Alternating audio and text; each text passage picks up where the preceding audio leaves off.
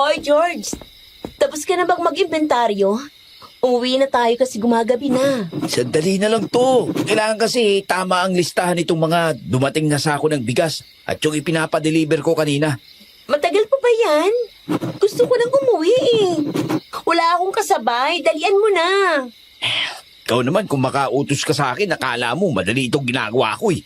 Kapag nagkamali ako at nagkulang, tapos ako nito. Ay nako, nasan ba kasi yung nobyo mo? Bakit hindi ka pa sinusundo? Bangag ka yata eh. Dapat sa'yo kinakalog ang ulo. Arko, bakit mo naman ako binabatukan? Eh, buwang ka eh. Hindi ba ikaw ang nobyo ko? Ako nga yun. Ikaw naman di ka na mabiro. Ganitong nagugutom na ako, wag mo akong mabiro-biro dyan ha. Baka ikaw ang kainin ko. Dami naman kasi pagkain dyan eh. Bakit ayaw mong kumain? Eh, sawa na ako sa mga pagkain dito eh. Gusto ko naman lutong bahay. Oh! George, ano yun? Meron pa ba tayong ibang kasama dito? Hindi ko alam. Yung matandang gwardiya na lang ang alam ko eh. Lahat ng mga tauhan ay umuwi na. Halika nga. Tingnan natin kung ano yun. Bakit siya sumisigaw? Ay, Diyos ko, bumabaging langit. Si Manong, inatay ng malaking baboy Ramo. Hindi ordinaryong baboy yan ah. Paswang yan. Tumakbo na tayo. Ay! Walang iya ka talagang duwag ka. Bakit mo ako iniwan dito? Iniligtas mo na talagang sarili mo. Udas ka. Layuan mo ako, aswang. Hi guys! Bitin ba kayo sa mga kwentong aswang? Ako nga pala si Miss Ami. Please subscribe to my channel, Miss Ami Aswang Stories. Matutuwa kayo sa mga kwentong aswang sa Miss Ami. Mag-comment kayo ha! Kita-kits!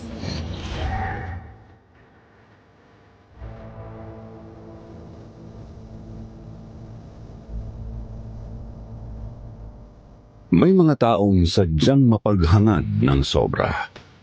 Yung bang hindi na inilaan sa kanila, pilit pa rin kinukuha. Mga taong mapagsamantala sa kapwa dahil iniisip nila na lahat ng pagkakataon ay aayon sa kanila. Yan po ang madalas kong sabihin, Sir Jupiter, sa tuwing maaalala ko ang aking naging karanasan na may kaugnayan sa mga aswang. Maraming taon na ang nakakaraan na nangyari sa aming bayan sa Nueva Ecija. Ako po si Elsie at ng mga panahong yun ay 25 anyos pa lamang ako. Gusto ko pong i-share ang aking karanasan at sana ay hindi naman ito masamain ng aking mga kababayan dahil marami din naman ang nakakaalam ng tunay na nangyari. Pero bago po ako magpatuloy, nais ko lamang itanong sa ating mga listeners. Maniniwala ba kayo na kahit araw-araw mo nang kasama ang isang tao ay mayroon pa rin pala siyang lihim na hindi mo alam, kagaya ng mga aswang?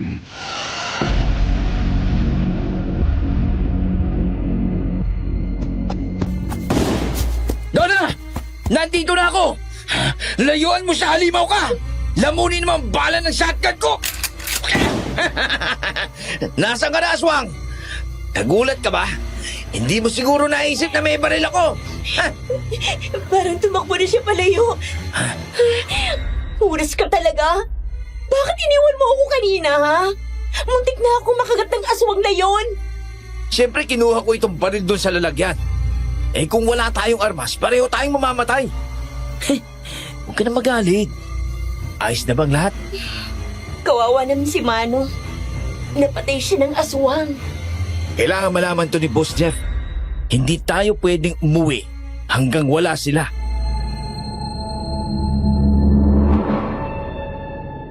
Nang matiyak nga ni na George at Ate Donna na wala na ang aswang, saka lamang sila lumabas ng bodega.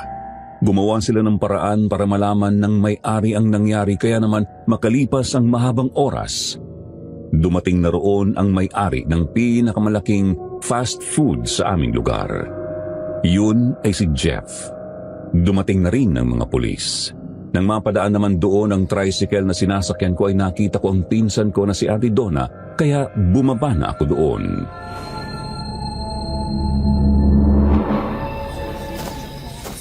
Donna! Pinsan! Hoy, Ate Donna! Elsie! Ikaw nga ba yan? Ay sus, sino pa ba? Eh di ako nga ito. Ang pinsan mo maganda. Hindi mo na ako nakilala. Ikaw nga. Oh, kailan ka pa dumating galing Manila? Ngayon pa lang. Pauwi pa lang ako sa atin. Kaso ay nakita ko na maraming tao dito. At nakita kita, kaya bumaba na ako ng tricycle. Pasensya ka na kung hindi kita kaagad nakilala. Eh baka mamaya hindi mo na ako bigyan ng pasalubong yan, ha? Anong meron dyan? Bakit maraming tao? Gwardiya dito sa pinagtatrabahuhan ko. Patay na. Nilapa ng malaking baboy ramo. Baboy ramo? Paano naman magkakaroon dito ng baboy ramo? Malayo pa dito ang kagubatan. Aswang na nag-anyong baboy ramo. Yun ang pumatay sa kanya. Kitang-kita namin ni George. Dahil sa sinabi ni Ate Donna, nakipagsiksikan ako sa mga taong naroon matapos na ibaba ko ang malaking bag na dala ko. Nang makarating ako sa unahan ay nakita ko nga ang bangkay ng matandang gwardya na nakatihaya. Umaagos pa ang maraming dugo sa kanyang lieg na nakagat ng baboy ramo. Malaki rin ang naging sugat niya sa dibdib at sa ibabaw niyon, naroon ang kanyang atay na may kasamang dugo kaya nang maamoy ko ang malansang dugo, bigla kong naramdaman na nasusuka ako. Kaya tumakbo ako papalayo doon. Sa gilid ng pader, sumuka ako.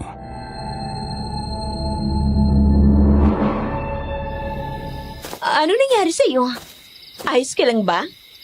Grabe, hindi pala kaya ng sikmura ko na makakita ng taong pinatay ng aswang. Babaliktad ang sikmura ko. Hindi mo naman sinabi na ganun pala siya kagrabe. Ikaw naman kasi, nagpumilit ka pang makita. Tingnan mo tuloy. Lahat ng kinain mo sa biyahe na isuka mo. Biglang sumama ang pakiramdam ko, Ate Donna. Kung uuwi ka na, eh sabay na tayo. Oo. Uuwi na rin kami ni George. Kinakausap lang siya ni Boss Jeff. Hintayin lang natin siya. Sige. Nasaan na ba si George?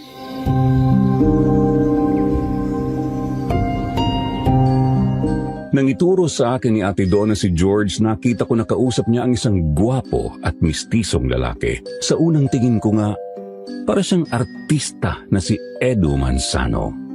Kaya nang lumapit siya sa amin ni Ate Donna kasama si George, parang nanigas ang aking mga tuhod. Hindi ko maibuka ang aking bibig na natili lang akong nakatayo at nakatingin sa kanya. Paano nga'y nakatingin din siya sa akin? Grabe, Sir Jupiter, para akong nabatubalani sa kanya. Lakas ng kabog ng aking dibdib.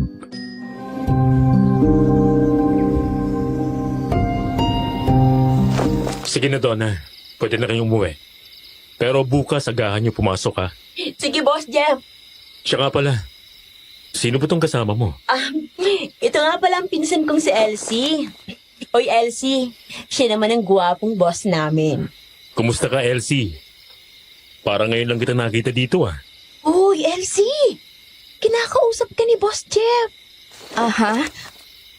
Ano ba yun, Ate Donna? May sinasabi ba kayo, Boss Jeff? Nako, ikaw talaga. Kapag nakakita ka ng guwapo, nako naman, natutulala na naman siya. Boss Jeff, mabuti naman ako. Ano nga yung tanong mo? Sabi ko, bakit ngayon lang kita nakita dito? Tagasan ka ba? Aha. Galing kasi ako sa Manila. Doon ako nagtrabaho pero ngayon ay wala na. Kasi nagsara na ang pabrika na pinapasukan ko. Kaya umuwi na ako dito. Ganun ba? Donna, hindi ba hiring tayo? Kailangan natin ng tauhan sa ibang branch natin. At saka dun sa bodega, di ba? Para may katulong si George. Hiring ba tayo, Boss Jeff? Parang hindi naman yata Donna, masyado kang makakalimutin. Hiring tayo ngayon. Kaya kung walang trabaho si Elsie, isama mo para makapagtrabaho dito. Kumpleto naman yata siya ng papeles, di ba? Hindi ba, George? Oo, Boss Jeff. Hiring nga tayo eh. Oo, boss. Kompleto ako. O sige, see you tomorrow. Ingat kayo sa pag-uwi.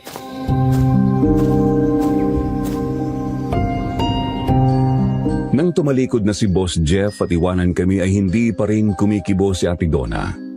Siya naman ang nakatulala habang nakatingin sa akin. Nanlalaki ang mga mata niya habang nag-iisip.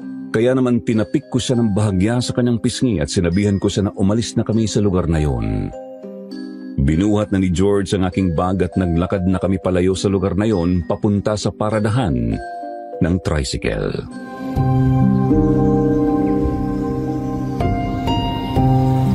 Ibang klase ka talaga, pinsan.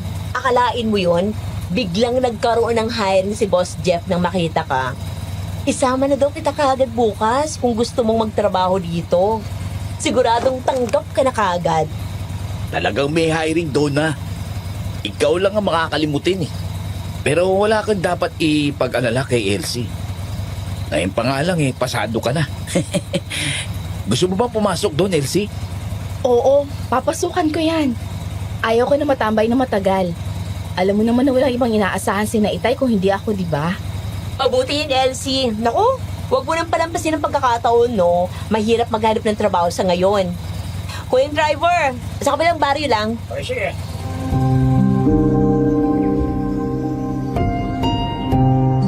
Mga 1 oras din ang naging biyahe namin bago makarating sa aming baryo. Magkalapit lang ang bahay namin ni Ate Donna kaya nang bumaba kami ng tricycle, tumuloy din siya sa aming bahay. Si George naman ay umuwi na rin sa kanila. Hindi na siya bumaba ng tricycle. Nang kumatok kami sa pintuan ng aming bahay, nagulat pa ang aking ama nang makita kami ni Ate Donna.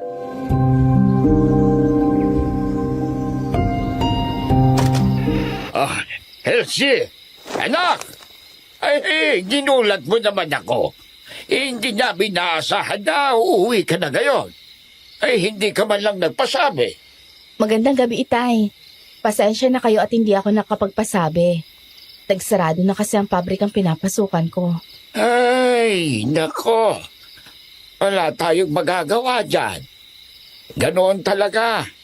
Ay, hali kayo dito sa loob para may mapagkwentuhan tayo ng maayos. Ay, Diyos miyo kang bata ka. Eh, bakit gabi na ay nagbiyahe ka pa pauwi dito? Mano po, Inay? Ano ba lang nagpasabi ka para nakapagluto ako ng pagkain mo? Eh, tsak nagutom ka na yan. Naku, totoo po ang sinabi niyo, Chang. Talagang gutom na itong si Elsie. Kasi pagbaba niya ng tricycle, ay nagsuka kaya wala nang laman ng sikmura niyan. Masama ba ang pakiramdam mo kaya ka nagsuka? Hindi po, Chokadyo. Nagsuka siya kasi nakita niya yung gwardiya namin na kinagat ng aswang at napatay. Nako! Hanggang doon pala ay nakakarating ng mga aswang. Ay talagang wala na silang pinipiling lugar. Ay, kaya kung maaari lang sana ay huwag na kayong nagpapagabi ng uwi, ha? Ay, hindi ka na babalik ng Maynila kung nagsara na ang pabrikang pinapasukan mo daw.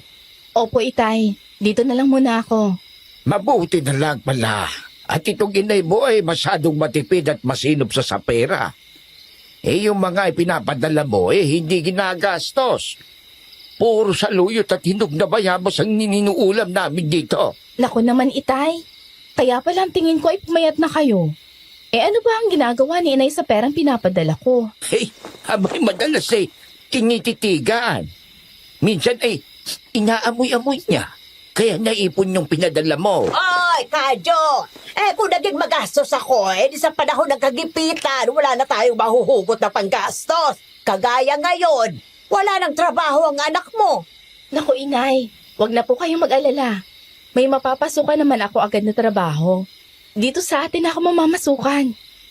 Mas mabuti nga yung nandito ka na, anak. Napakalayo ng Maynila. Palagi na lang ako nag-aalala sa iyo. Siya na. Sige na. Magpahinga ka muna bago maghanap ulit ng trabaho, ha?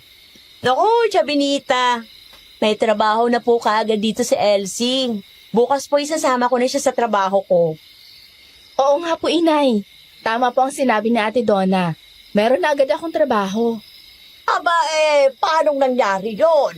Kadarating mo lang ngayong gabi, ah. Nakita po siya ng boss Jeff ko. Sinabi niya na kung kailangan niya ng trabaho, sumama na sa akin bukas. Kaya hindi pa rin siya mababakante. Nako! Talagang mabait pa rin sa atin ang Diyos. Sandali nga at magluluto ako.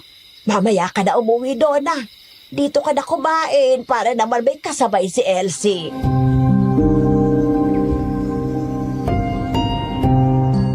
Habang nagluluto ng pagkain si inay, inilabas ko na sa bag ang mga pasalubong ko at binigyan ko si Ate Donna.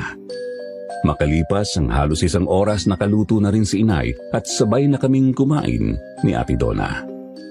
Matapos nyon, hindi na kami gaanong nag-usap para makapagpahinga na din siya para may lakas kinabukasan. Nang sumunod nga na araw, isinama na niya ako sa trabaho niya. Noon ko nakita na marami pala sila sa fast food na yun. Nang makita kami ni Boss Jeff, kami na ang unang lumapit sa kanya.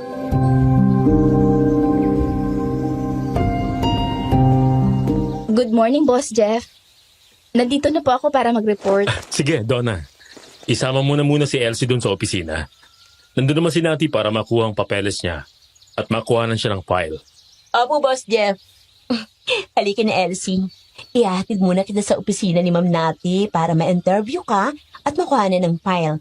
Pagkatapos mo doon, baba ka na dito, ha? Okay. Wish me luck. Kinakabahan ako. Alam mo naman na high school graduate lang ako. Kayang-kaya mo yan. Ikaw pa ba? Karamihan ng mga empleyado dito, high school graduate lang din. Kaya qualified ka naman. At saka, alam ko na sabi na ni Boss Jeff kay natin gagawin sa'yo. Sige, tayo na. Maraming branch ng fast food si Boss Jeff. Sana dito ka mailagay kasi nandito na ng opisina niya. Ito kasi ang pinakamalaki.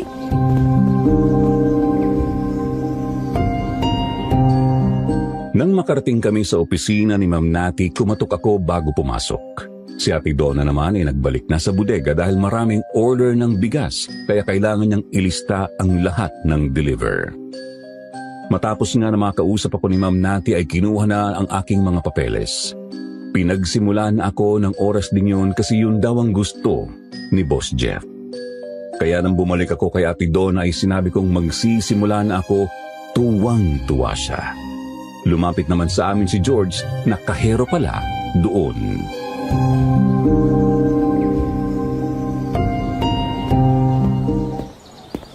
Oh, anong balita? Ayos na ba, Elsie? Oo, ayos na. Dito daw muna ako mag-training para maturuan ako ni Ate Donna ng mga gagawin. Madali lang naman ang magiging trabaho mo dito. Magsisimula ka muna sa pagiging service crew. Sige, good luck, Elsie.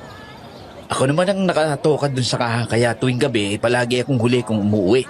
Kasi kailangan itotal ang mga benta at yung mga natitirang mga stocks. Sige, George. Kita tayo mamaya pag break time. Galingan mo din kasi. Pag hindi, yari ka kay Ate Donna. Oo nga eh. Pag naiinis siya, ang bilis ng kamay. Minsan nababatukan ako. Hindi ako nakakasalang man lamang. Madalas ay puro kalokohan ka naman kasi. Iwanan mo ba naman ako sa harapan ng aswang?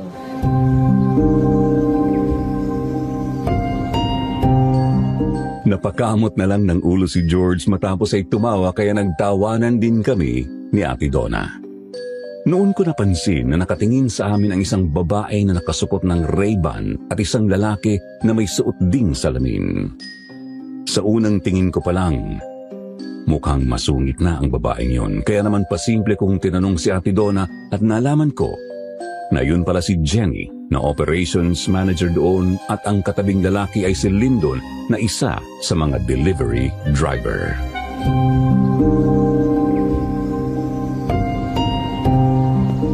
Donna, siya ba ang bagong trainee dito? Opo, Ma'am Jenny. Pinsan ko po. Magandang umaga, Ma'am Jenny. Ayaw ko nang makupad at tatanga-tanga ha. Nakita mo naman na maraming customer ang dumarating at umaalis. Kapag tapos na silang kumain at umalis na, ay kagad na linisan ng lamesa para kapag may dumating, ay presentable naman ang lamesa natin. Opo, Ma'am Jenny. Madali naman ako matuto. Pag-aaralan ko ang lahat mula sa pagiging crew hanggang sa kitchen staff. At saka nandito naman ako. Maituturo ko sa kanya mga dapat niyang gawin. At isang bagay pa pala, mayroon akong gustong gawin na lahat tayo ay makikinabang. Gusto ko na lahat ay sasali dito sa itatayo kong paluwagan na kami ng pinsan kong taga-baryo ang mamamahala. Paluwagan, Ma'am Jenny? Oo, lahat kasali. Linggo-linggo ay isa sa atin ang sasahod. Ako ang maniningil, kaya siguradong magbabayad ang lahat. Naku, ma'am. Kung paluwagan, hindi ako pwedeng sumali kasi lalaki ako. Pero kung pahabaan, sasali po ako. Ikaw talaga, George. Puro kakalukuhan.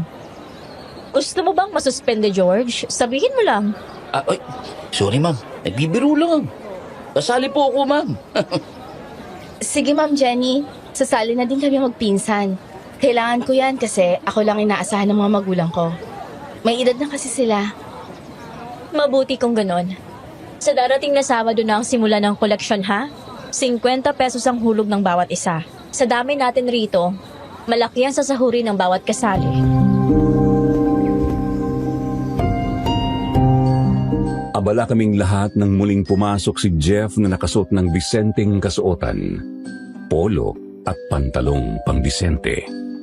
Binatisan ng lahat ng mga empleyado na naroon. Natigilan ako nang muli siyang tumingin sa akin. Humanga ako sa kisig na taglay ni Sir Jeff.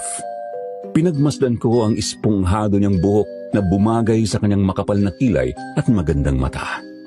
Mayroon kasi siyang matangos na ilong na sakto sa hugis ng kanyang pangahang mukha.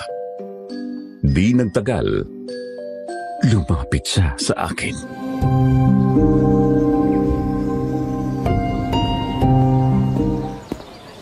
Okay ka na ba, Elsie? Nakausap ka na ba ni Ma'am Nati? Opo, Boss Jeff. Sinabi nga niya na ititrain ako ni Ate Donna. Yung iba namang trainee ay si George na ang bahala. Alisin mo na yung opo. Hindi pa naman ako matanda para sagutin mo ng po at opo. Sige, Boss Jeff. Pasensya na. Oh, sige, Donna.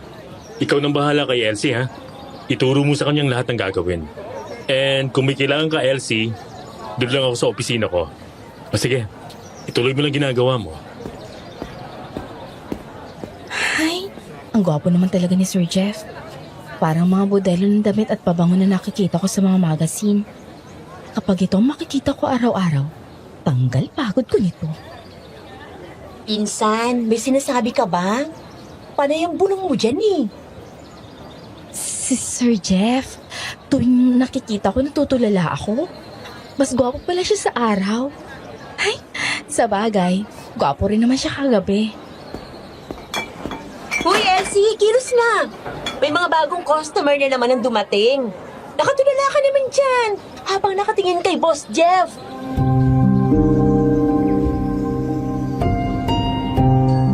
Hinawakan ako ni Ate Donna sa balikat at bahagyang niyugyug. Saka lamang parang bumalik ang aking ulirat. Natawa si Ate Donna nang mapansin na nakapako pa din ang aking paningin kay Boss Jeff. Nakaramdam naman ako ng hiya nang ngitian ako ni Boss Jeff bago siya tuluyang umalis at nagpunta sa kanyang opisina. Napansin ko na nakatingin pa na sa amin si Ma'am Jenny. Nakita kong tumaas ang kilay niya. Nagpatay mali siya naman akong lumapit kay Ate Donna at kumapit sa braso niya.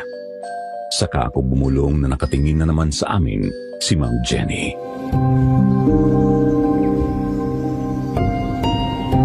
Huwag mo na nang siyang pansinin. Ganyan talaga yan kapag nakikita niya na may ibang tauhan dito na pinapansin si Boss Jeff. Ganun ba? Ay, nauhaw ako bigla, Ate Donna. Super gwapo pala ng amo natin. Lalo kapag nakabihis ng ganun. Marami nang nagpapantasya doon, kasama na ako. Ngayon kasama ka na. Ang OA na magpantasya dyan si Ma'am Jenny. Yung operation manager na kausap natin kanina. Bakit naman? Nako, feeling jowa. Akala niya naman magugustuhan siya ni Sir Jeff. May ganun? Bakit? Maganda naman si Jenny, ha? Ako? Hindi siya type ni Sir Jeff, no? Maarte daw, tsaka overacting palagi yun. Pero may chika sa ibang branch na member daw ng federasyon si Sir Jeff. Pero parang hindi naman. Oo nga, parang hindi naman siya bading.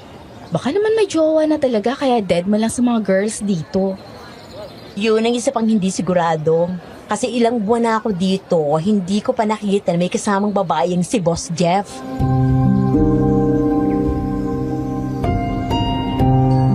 Nang mapansin namin ni Ate Donna na nakatingin na naman sa amin si Ma'am Jenny, hindi na kami nag-usap pa. Ipinagpatuloy na lang niya ang ginagawang pagtuturo sa akin kung paano ang gagawin nang mayroong mga pumasok na mga bagong customer. Matapos akong turuan ni Ate Donna sa loob ng fast food ay sinama naman niya ako sa pantry at sa kitchen para maituro na rin sa akin ang mga dapat na gawin. Di nagtagal, pumasok na rin doon si Ma'am Jenny.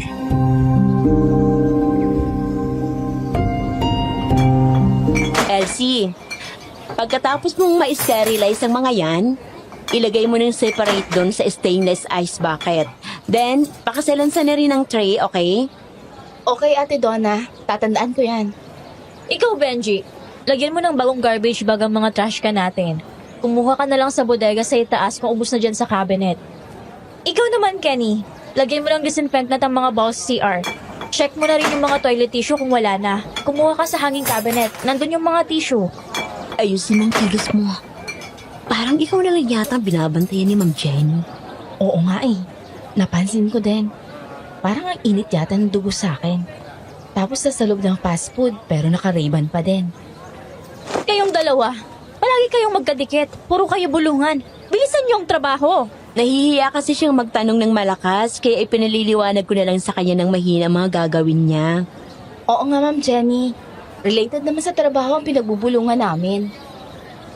Isang bagay pa pala na dapat mong tandaan kasi bago ka lang rito. Bawal kang makipag-usap kay Boss Jeff. Kung merong problema, sabihin mo sa akin at ako ang magpaparating sa kanya. Sige po, Ma'am Jenny. Ako ang operation manager dito. Kaya lahat ay dapat na sumunod sa akin. Dapat alam mo yan. Ipinagpatuloy ko na ang ginagawa ko. Habang binabanlian ko ang mga kutsara at tinidor, hindi ko napansin ang paglapit sa likod ni Ma'am Jenny. Inilagay niya ang stainless tray sa ibabaw ng mahabang stainless table ng alanganin, kaya nang humarap ako ay natabig ko yun. Mabuti na lang at maagap si Ate Donna. Nasalo niya ang tray bago pa yun bumagsak. Napatingin ako kay Ma'am Jenny, pero sa halip na manghingi ng sorry, siya pa ang nagalit. Paano nga ay nabulilyaso ang plano niya.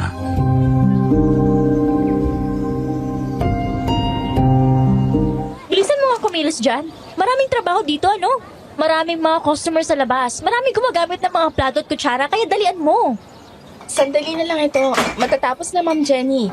Hindi pwede ang kilos pagong dito. Double time! Huwag pag-antayin ng matagal ang mga customer sa labas. Oh, bulong ka na naman ng bulong, Donna! Nagbubulungan kami, ma'am, kasi itinuturo ko sa kanya mga dapat niyang gawin. Hindi naman kami nagchichismisan lang eh. Sige na, tama ng paliwanag. Mas maganda na habang dumadadal ay kumikilos din ang mga kamay ng mabilis.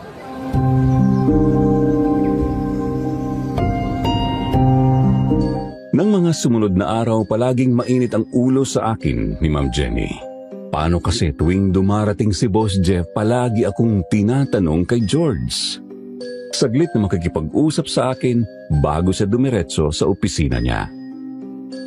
Kapag ganoon ay nakikita kong naiinis si Ma'am Jenny at magsisimulang magbunganga. Dahil sa patuloy na pagbubunganga niya ay nataranta ako at bumagsak ang stainless tray sa tiles na sahig nang mabitiwan ko yun. Nakuha ng ingay niyo ng atensyon ng mga kasamahan kong naroon at ng mga customer. Mabilis kong dinampot ang tray. Nakita ko na lahat ay nakatingin sa amin ni Ma'am Jenny. Maging si George ay napasilip kung bakit may nalaglag na tray doon.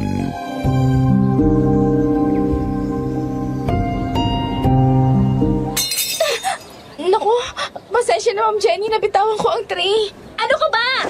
Tatanga-tanga ka kasi eh. Mabuti na lang at yun lang nahulog. Hindi kasama ang mga baso. Kung nagkataon ay tsak na ibabawas agad dyan sa inyo. Kakasimula mo pa lang ay may babayaran ka na agad. Sorry, Ma'am. Hindi na mauulit. Mag-ingat na ako sa susunod. Nakakapko na to ah. Mahilig magsabi ng tatanga-tanga. Akala mo naman perfecto siya. Kalma ka lang, pinsan. Huwag mo nang patulan. Alalahanin mo, kailangan mo ng trabaho. Sa'yo umaasa si Chukadjo. Oo nga. Pero minsan kasi nakakapiko na eh. Okay ka lang? Sige na, ituloy mo ng ginagawa mo. Okay lang ako, Ate Donna. Nataranta lang ako kanina. Ayan na naman. Ako na naman ang babantayan yan. Oh, ano pang ginagawa mo dyan? Ilagay mo na sa labas sa mga kutsara at tinidor na yan, tapos yung bakanting bucket doon, kunin mo at nang mahugasan. Sige, Ma'am Jenny. Ilalabas ko na mga ito. Pasensya na, George. Nagkagulo agad dahil sa akin. Okay lang yan, Elsie. Walang problema. Di naman nabasag yung stainless tray.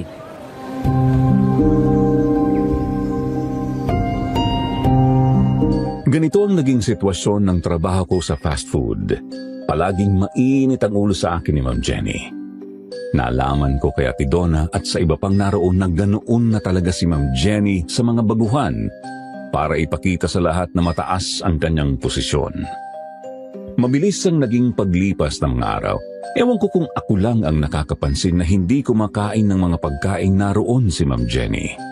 Madalas mayroon itong dala na sariling pagkain at si Lyndon lang ang madalas nitong kasabay na kumain sa mismong VIP room. Kapag naroon na sila ay kumakain na rin ng mabilisan ang mga tauhan.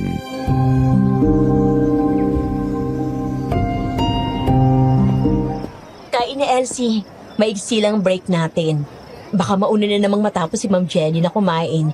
Itsak na mag-uutos na naman yun na mag-uutos hanggang sa malipasan ka na ng gutom.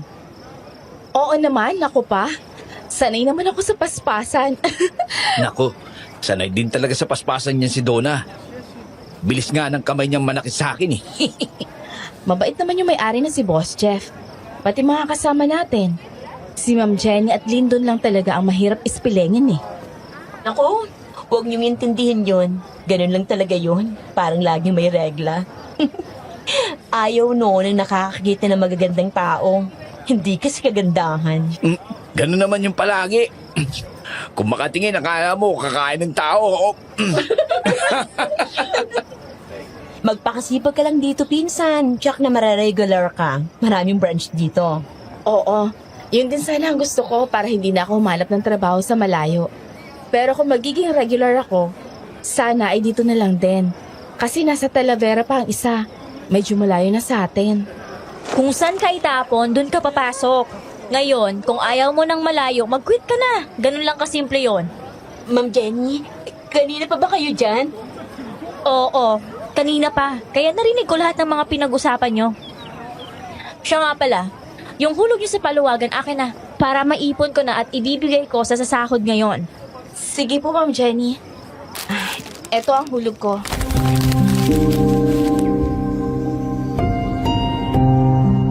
Nang araw na yon, isa sa mga kasamahan namin ang tumanggap ng sahod sa paluwagan. Si Kenny. 3,000 piso. Malaking tulong na yon sa kanya. Kaya nang matapos ang trabaho, kaagad siyang nagpaalam sa amin dahil mamimili pa daw siya ng mga pasalubong para sa kanyang nanay. Magkalapit lang kami ng baryo ni na Kenny. Nadadaanan namin ang baryo nila bago ang sa amin. Nang gabing yon, sabay-sabay pa rin kami ni na George at Ate Donna na umuwi. Nang sumunod na araw, maaga din kaming pumasok. Pero nagtaka kami kung bakit maraming tao sa kalsada sa tapat ng bahay ni na Kenny. Kaagad na nagtanong si George at nalaman naming patay na si Kenny.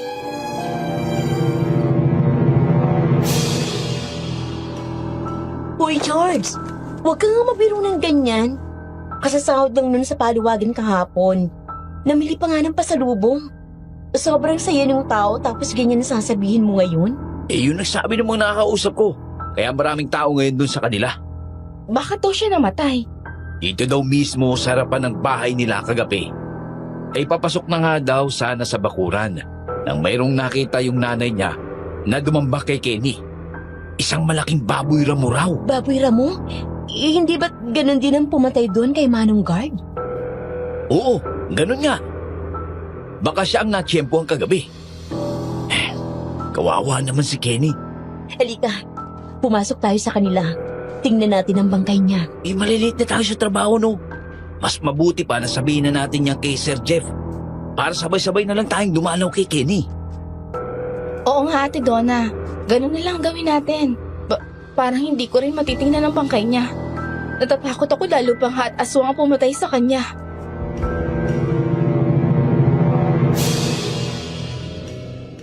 Nang makarating na kami sa aming trabaho, kaagad naming ipinaalam kay Ma'am Jenny ang nangyari kay Kenny. Ayaw pa nga niyang maniwala noong una kasi nga daw baka dahilan lang yun kasi bagong sahod sa paluwagan. Pero nang malaman ni Boss Jeff ang nangyari, tiniyak niya kung totoo nga ang nangyari kay Kenny, nagpasama siya kay George. Kaya nang bumalik siya sa fast food, kinausap na niya ang mga tauhang naroon kasama kaming mga trainee.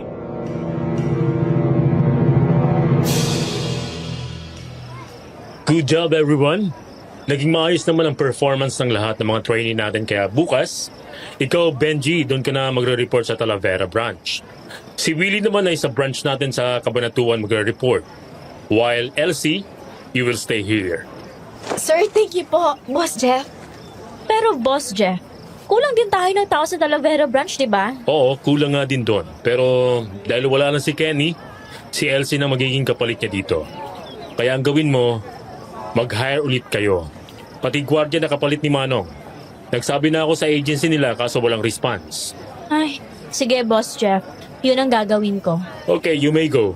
Balik na sa trabaho. Congratulations. Nakita mo ba? Sama ng hilat sa mukha ni Ma'am Jenny. Gusto niya kasi itapon ka sa Talavera branch pero hindi yun nangyari. Pabayaan mo na siya. Basta mag-ingat na lang tayo sa ating mga kilos. Huwag natin siyang bigyan ng pagkakataon na mabutasan tayo. Tigilan nyo na yung bulungan yung dalawa. Back to work na. Yes, sir. And thank you po.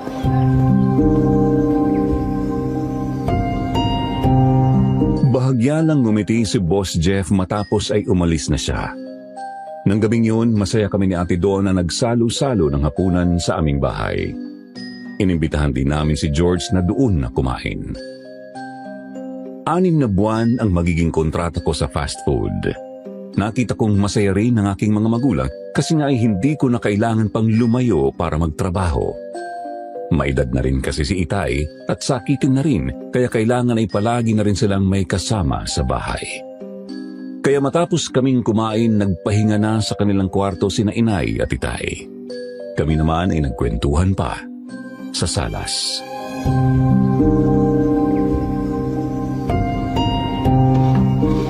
Sana kapag natapos ko na ang kontrata ko sa fast food, makahanap uli ako ng trabaho ng mabilis. Bakit? Ayaw mo bang ma-retain or maging regular doon? Ha? Eh, kung magiging regular ako, di pasasalamatan ko na maraming si Sir Jeff. At syempre, kayong dalawa na tumulong sa akin. Siyempre naman. Ako nga regular na doon, hindi ba? Ako din, regular na. Talagang pinagbutihan ko nung simula. Wala rin akong absent kaya ngayon, regular na din ako. Ay, oo nga pala. Ano ba kailangan gawin pinsan para maging regular kagaya nyo?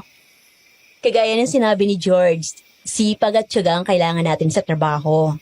Ipakita mo na kahit pagod ka na, ay walang reklamo na maririnig sa'yo. Tapos, pakasamahan ng mga katrabaho kahit ayaw nila sa'yo. Lalo na si Ma'am Jenny. Oo nga, Ate Donna. Mabuti na tagalan nyo ang mga yun. Kung umasta, akala mo anak na may-ari ng fast food. Lalo na si Jenny. Oops, correction. Akala niya kanya fast food. Ay, oo nga. Correct ka dyan, George.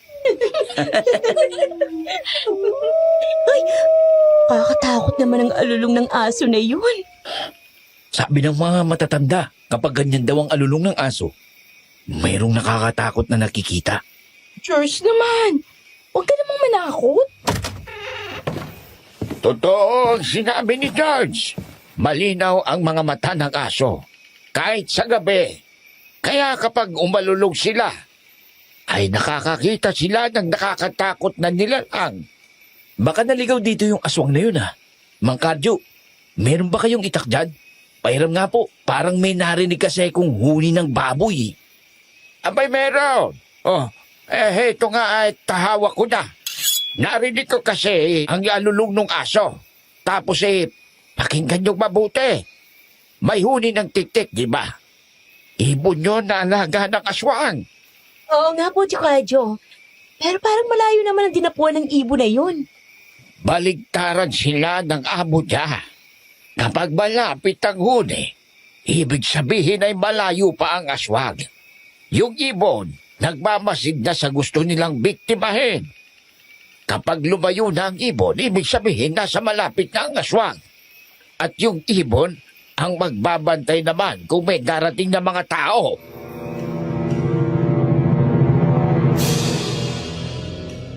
Maya-maya lang ay naramdaman namin ang mga yabag na umiikot sa aming bahay.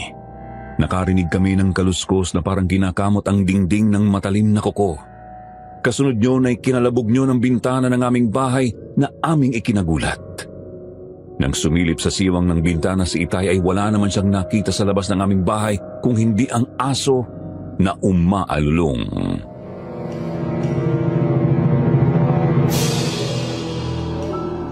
Kapag hindi ka tumigil sa ginagawa mong paggugulo sa amin, bukas na bukas din, sinisiguro ko sa iyo, nasasalakayin ka ng mga taong baryo. Kilala kita kaya isusumbong kita sa mga kapitbahay mo. Tay, kilala niyo ba ang aswang na nandiyan sa labas? Hindi. Sinabi ko lang yun para matakot siya. Hangal! Kilala mo pala ako, ha? Kung ganon, tatapusin ko kayong lahat! Lalo siyang nagalit, Mang Kadyo.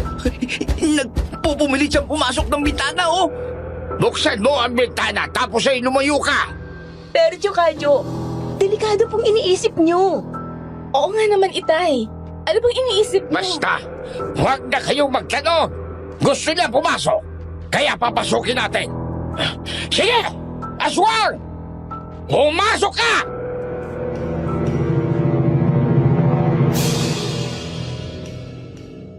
Nang buksan nga ni George ang bintana ng aming bahay ay kaagad na nakapasok doon ang ulo ng baboy ramo. Mabuti na lang at nakalayo si George kaya hindi siya nakagat yun. Yun naman ang pagkakataon ni Itay. Sinabuyan niya ng kumukulong tubig ang aswang. Tumama sa mukha ng aswang ang mainit na tubig kaya natuliro iyon at tumakbo palayo sa aming bahay.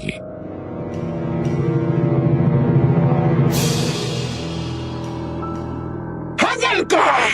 Nalapnos ang mukha ko sa ginawa mo! Hindi ba tayo tapos? Wala na siya, Mang Kadyo. Sa dami ng kumukulong tubig na tumama sa kanya, tiyak kong hindi lang ang mukha niya ang nalapnos, pati ang katawan niya kaya matagal pang magpapagaling ang aswang ngayon. Eh di mas maganda po at hanapin na natin ngayon habang sugatan pa siya. Mahirap na baka balikan pa tayo. Tama si George Chokadyo. Mas maganda kung mapatay na ang aswang na yun. Dalawa na nga sa mga kasamahan namin ang napatay niya. Tama sila. Lumabas na tayo at humingi ng tulong sa ating mga kapitbahay. Sige, tayo na, Itay.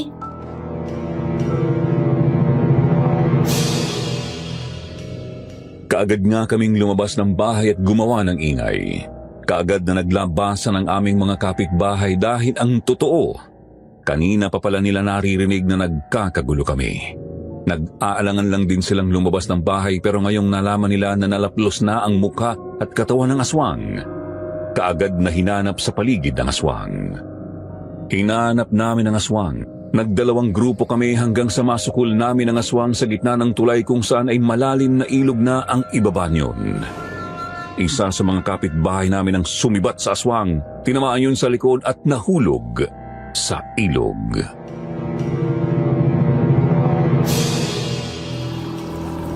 Tinangis siya ng malakas sa agos ng tubig. Sa lakas ng tubig sa ilog na iyan at naglalakihan pa ang mga bato, malabo na siyang mabuhay pa. Sana nga, Itay, para hindi na siya makapaghasik pa ng lagim. Parang bigla tuloy akong inantok. Nakakapagod palang humabol ng aswang. Magkita na lang tayo bukas doon na, Elsie. Sige, mag-iingat ka. Sunduin mo ako bukas ng maaga.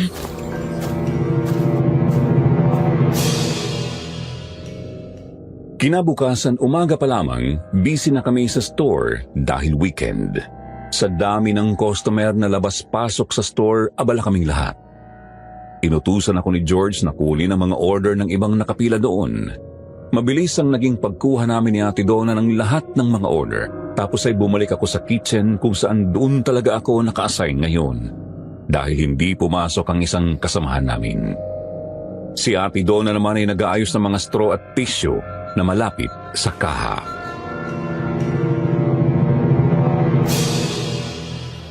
Table 29! Table 29! Ay, pakiserve nga sa table 29 itong order nila. Okay po, ma'am. Nandiyan na po. Ah, okay na din tong table 30 eh.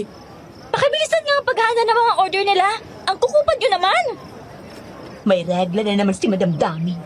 Correct ka dyan, Ate Donna. Dinadalaw na naman ang espiritu ng ewan.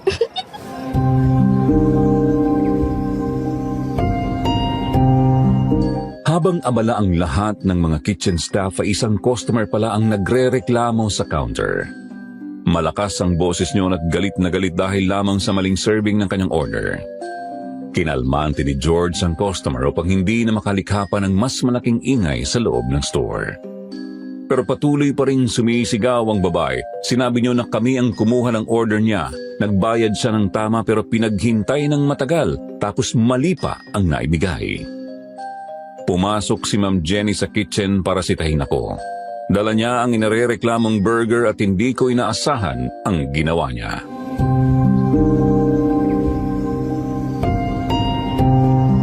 Hoy, Elsie! Ang tanga mo naman kumuha ng order. Sinabi na palang double burger dito, hindi mo pa isinulat sa order slip. Ang tagal mo na nga dito, tanga ka pa rin. Ma'am Jenny, ang sakit mo magsalita ha. Unang-una, hindi ako tanga. Pangalawa, walang order ng double burger sa akin at higit sa lahat, huwag mo na ulit akong tatawaging tanga dahil hindi ako makapagtrabaho ng Maynila kung tanga ako. Ah, ganun ba ha? Heto, ikaw ang kumain ng isinip mong burger!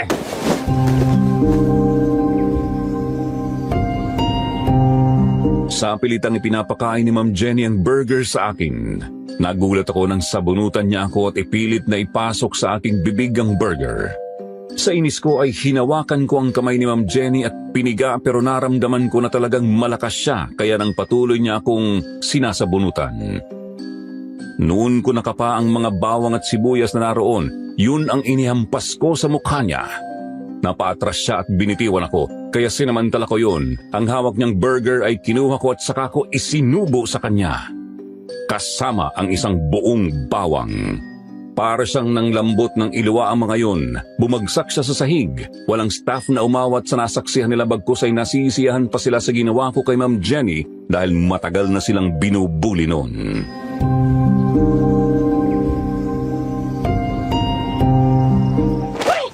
Walang hiya ka! Makakarating ito kay Boss Jeff. Sisiguraduhin ko na matatanggal ka rito. Sige, gawin mo. Para malaman ng boss natin kung anong ginagawa mo sa mga empleyado dito. Mas masahol ka pa sa kanya. Akala mo ikaw may-ari ng lugar na to? Natural, magiging mahigpit ako kasi ako ang pinagkakatiwalaan niya. Sa inyong lahat, ako lang ang may karapatang lumapit at kumausap sa boss natin. Wow! Kaya naman pala nagagalit sa akin. Kaya pala sobrang init ng tugo mo kasi nakikita mo na kapag dumarating si Boss Jeff ay kinakausap ako. Bakit? Ano ka ba niya? Ako ang pinagkakatiwalaan niya rito. Malapit kami sa isa't isa. Mayroon na kaming mutual understanding. Empleyado ka rin kagaya namin. Tama, mataas ang posisyon mo. Pero hindi yun dahilan para mga abuso ka ng tauhan mo. Tama si Elsie. Kahit mataas ang posisyon mo, di ka pwedeng basta na lang mananakit ng mga tao dito. Isa ka pa. Sige, kampihan mo yung trainee mo para mawalan ka rin ng trabaho. Sisiguraduhin ko yan sa inyong tatlo. Diyan na nga kayo. Elsie, ayos ka lang ba? Ayos lang ako, Ate Donna. Patay. Malaking problema to. Ubod pa naman ang sinungaling niya si Jane. Kapag yan ang nagsumbong kay Boss Jeff, tapos na tayong lahat. Bahala na. Nangyari na ito eh. Paninindigan ko na ito. Hindi ako nagsimula ng gulo. Hindi rin ako ang naunang nanakit. Ipinagtanggol ko lang ang aking sarili. Ano man ang maging resulta nito, tatanggapin ko. Sige, susuportan kita, Elsie. Pinsan kita eh, kaya hindi kita pwedeng pabayaan. Salamat, Ate Donna. Saka pasensya ka na. Dahil sa akin, namimiligro kang mawala ng trabaho. Ayos lang yun. Ganun naman talagang dapat ginagawa sa mga taong abusado. Labanan para tumigil sa kalokohan. Oo nga, Elsie.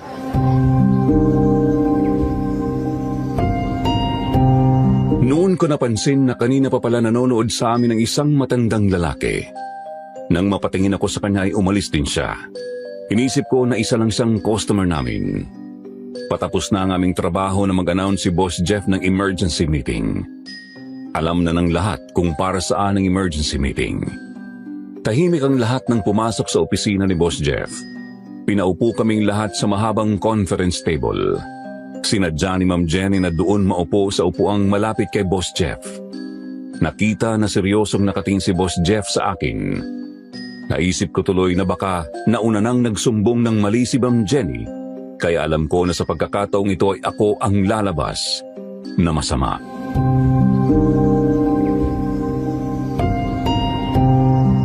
Boss Jeff, mawala-galang na po. Elsie, huwag ka nang kumibo. Hindi niyo ba kami tatanungin kung ano ang talaga nangyayari dito?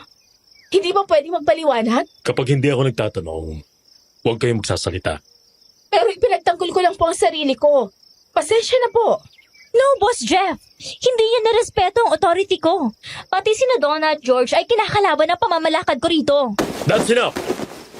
Hindi nyo na kailangan pa magsalita dahil alam ko ang lahat ng nangyayari dito. Alam ko kung sinong tama at mali. Lahat kayo, hindi pwede maglihim sa akin. Yes, Boss Jeff. Tama ang lahat ng sinabi ko sa'yo. Ang mga yan ay hindi nirerespeto ang authority ko bilang operation manager I nila. said stop it!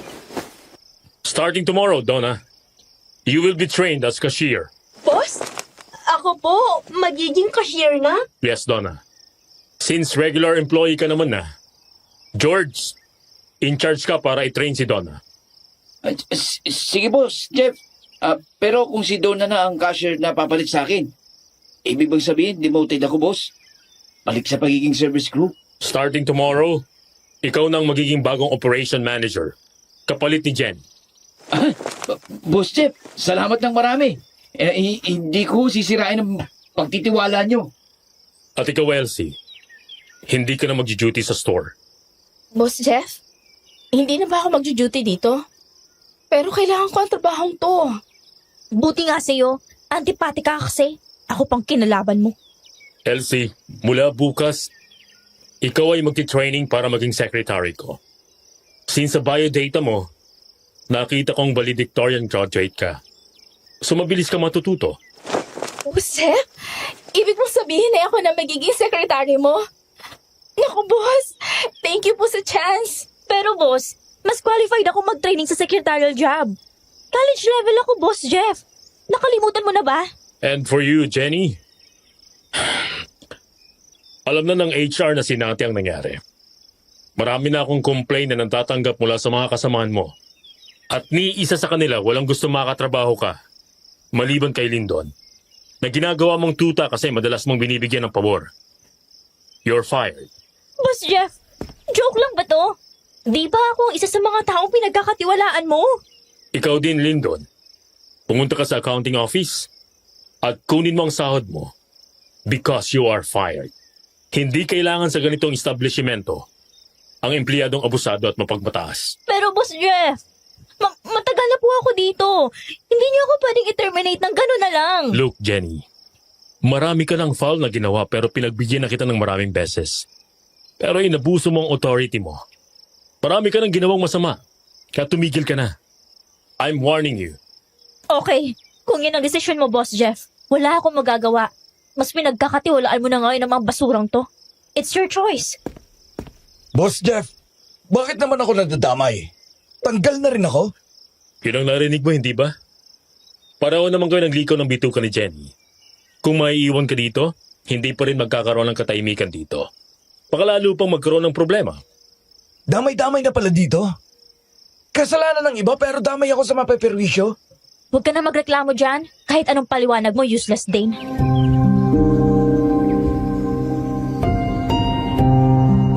Inis na tumayo si Lyndon, nauna nang pumunta sa pintuan para sana lumabas. Noon naman tinapos ni Boss Jeff ang meeting. Hindi matapos na tawanan at bulungan ng lahat habang palabas ng fast food. Habang sina Jenny at Lyndon ay nagpupuyos ang dibdib sa galit. Nagngangalit ang mga panga sa inis dahil hindi nila inaasahan ang nangyari. Hindi nila akalain na sa araw na ito ay mawawalan sila ng trabaho.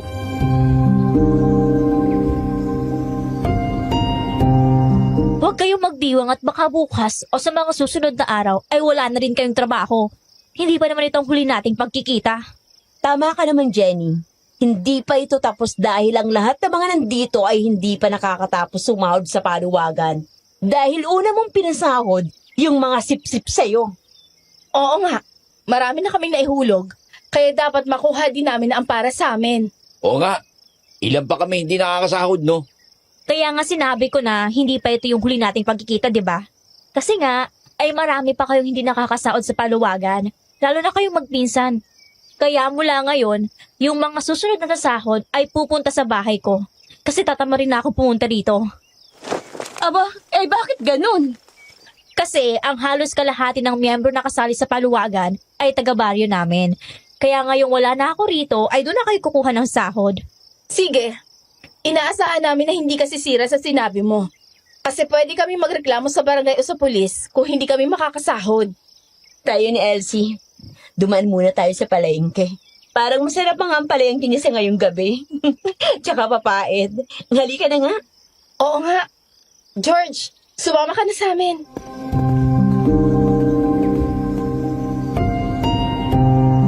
Nang sumunod na araw ay nagsimula na ang trabaho ko bilang sekretary ni Boss Jeff. Tahimik kong pinakikinggan ang mga sinasabi ni Boss Jeff. Sinusulat ko sa aking notebook ang mga yon.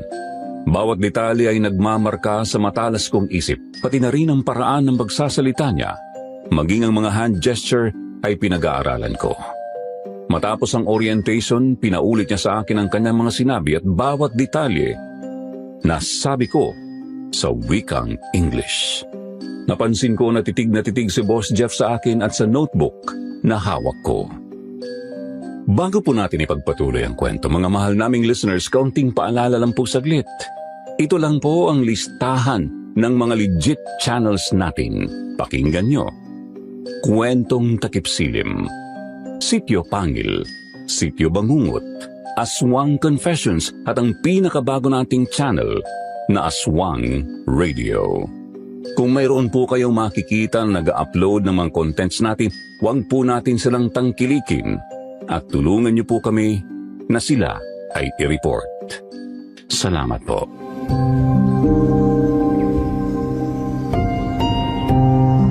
Wow! Impressive! Thank you, Boss Jeff. I never thought na ganyan ka ka-smart. How come na fluent ka sa English? Daig mo pa mga empleyado sa HR at sa administrative department. Sa trabaho ko po sa Manila, halos lahat fluent sa English. Second language po namin English, boss. Kasi ang may-ari ng pabrika ay Amerikano na hindi masyado marunong magtagalog. Alright, that is really impressive. Anyway, can I have some coffee, Miss Smart? Ay, Boss Jeff, di naman po ganun ka-smart. Okay po. Black? No sugar? No cream? How did you know that? Ganun po kasi coffee ng mga boss na napapanood ko sa TV, boss.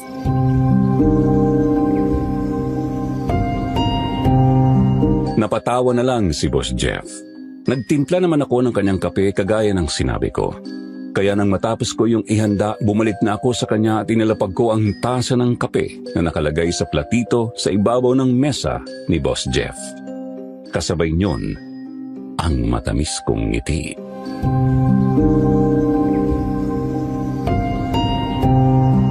Boss Jeff, your coffee. Thank you. By the way, may meeting ako sa mga branch manager ng 3 p.m. So, you must be with me. I know overtime yon pero don't worry. It will be paid. Okay po, boss. So, hindi formal na sumama kang uniform ang suot mo. During lunchtime, pwede kang umuwi at magpalit ng damit. Wear something formal. Sir, wala po akong ganong damit. Saka po halos mga luma na po mga damit ko. Hayaan niyo pagsahod ko, bibili po ako kapag may sale. Okay. I'm leaving after an hour. Balikan na lang kita ng 2 p.m. Noted po, sir. Siya nga pala. Ang ganda ng sapatos mo Kaya lang parang ang laki ng paa mo, no? Oo, Boss Jeff. Size 38 kasi ang paa ko eh. Okay. O sige, aalis na muna ako.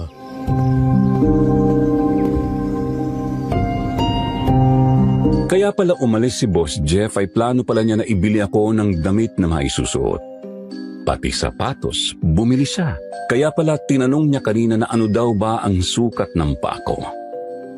Nang maisuot ko na ang damit at sapatos ay nakita kong napatitig sa akin si Boss Jeff. Napangiti siya kaya naman medyo nahiya ako. Nang lumabas kami ng opisina, nakita ako ng aking mga kasamahan. Lahat sila ay napatingin sa akin ng may paghanga. Halos mapanganga si George sa panghanga. Si Ate Donna naman pumapalakpak na walang tunog, maging ang mga kitchen staff ay nakasilip upang makita ako. Paglabas namin ng fast food papuntang parking area, nakita namin si Jenny.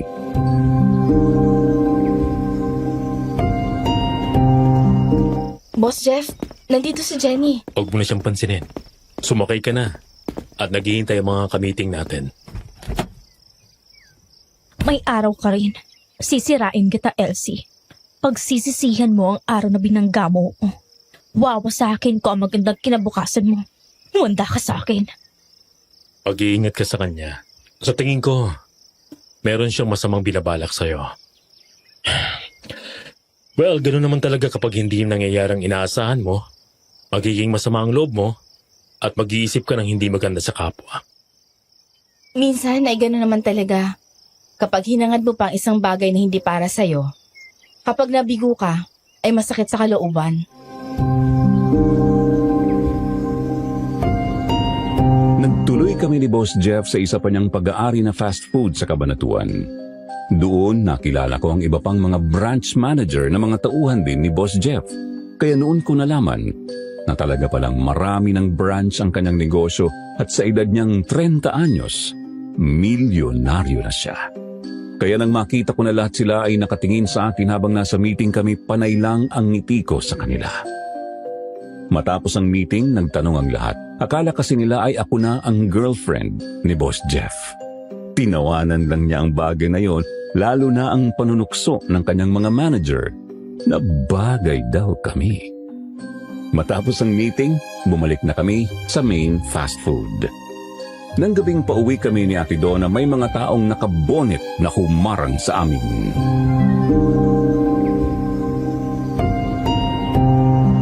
Ano ba kailangan niyo sa amin? Bitawan mo nga ako! Huwag ka nang bumalag. Sumama na kayo sa amin. Saklolo! Tulong! Buisit kang babae ka! Iskandalosa ka! Gusto mo masaktan, ha? Pare, patahimikin mo nga ang isang yan. Nakakairit ang boses mo eh. Manahimik ka. Walang iya ka. Bakit nananakit ka ng babae? Aray! Huyop ka talaga!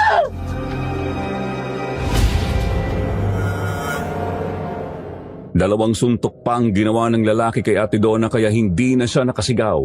Pilit din akong nagpumiglas pero hindi na ako makawala sa lalaking humahawak sa akin. Sumigaw ako kaya ang mga kasamahan namin na palabas pa lang ng fast food ay nakita ang nangyari.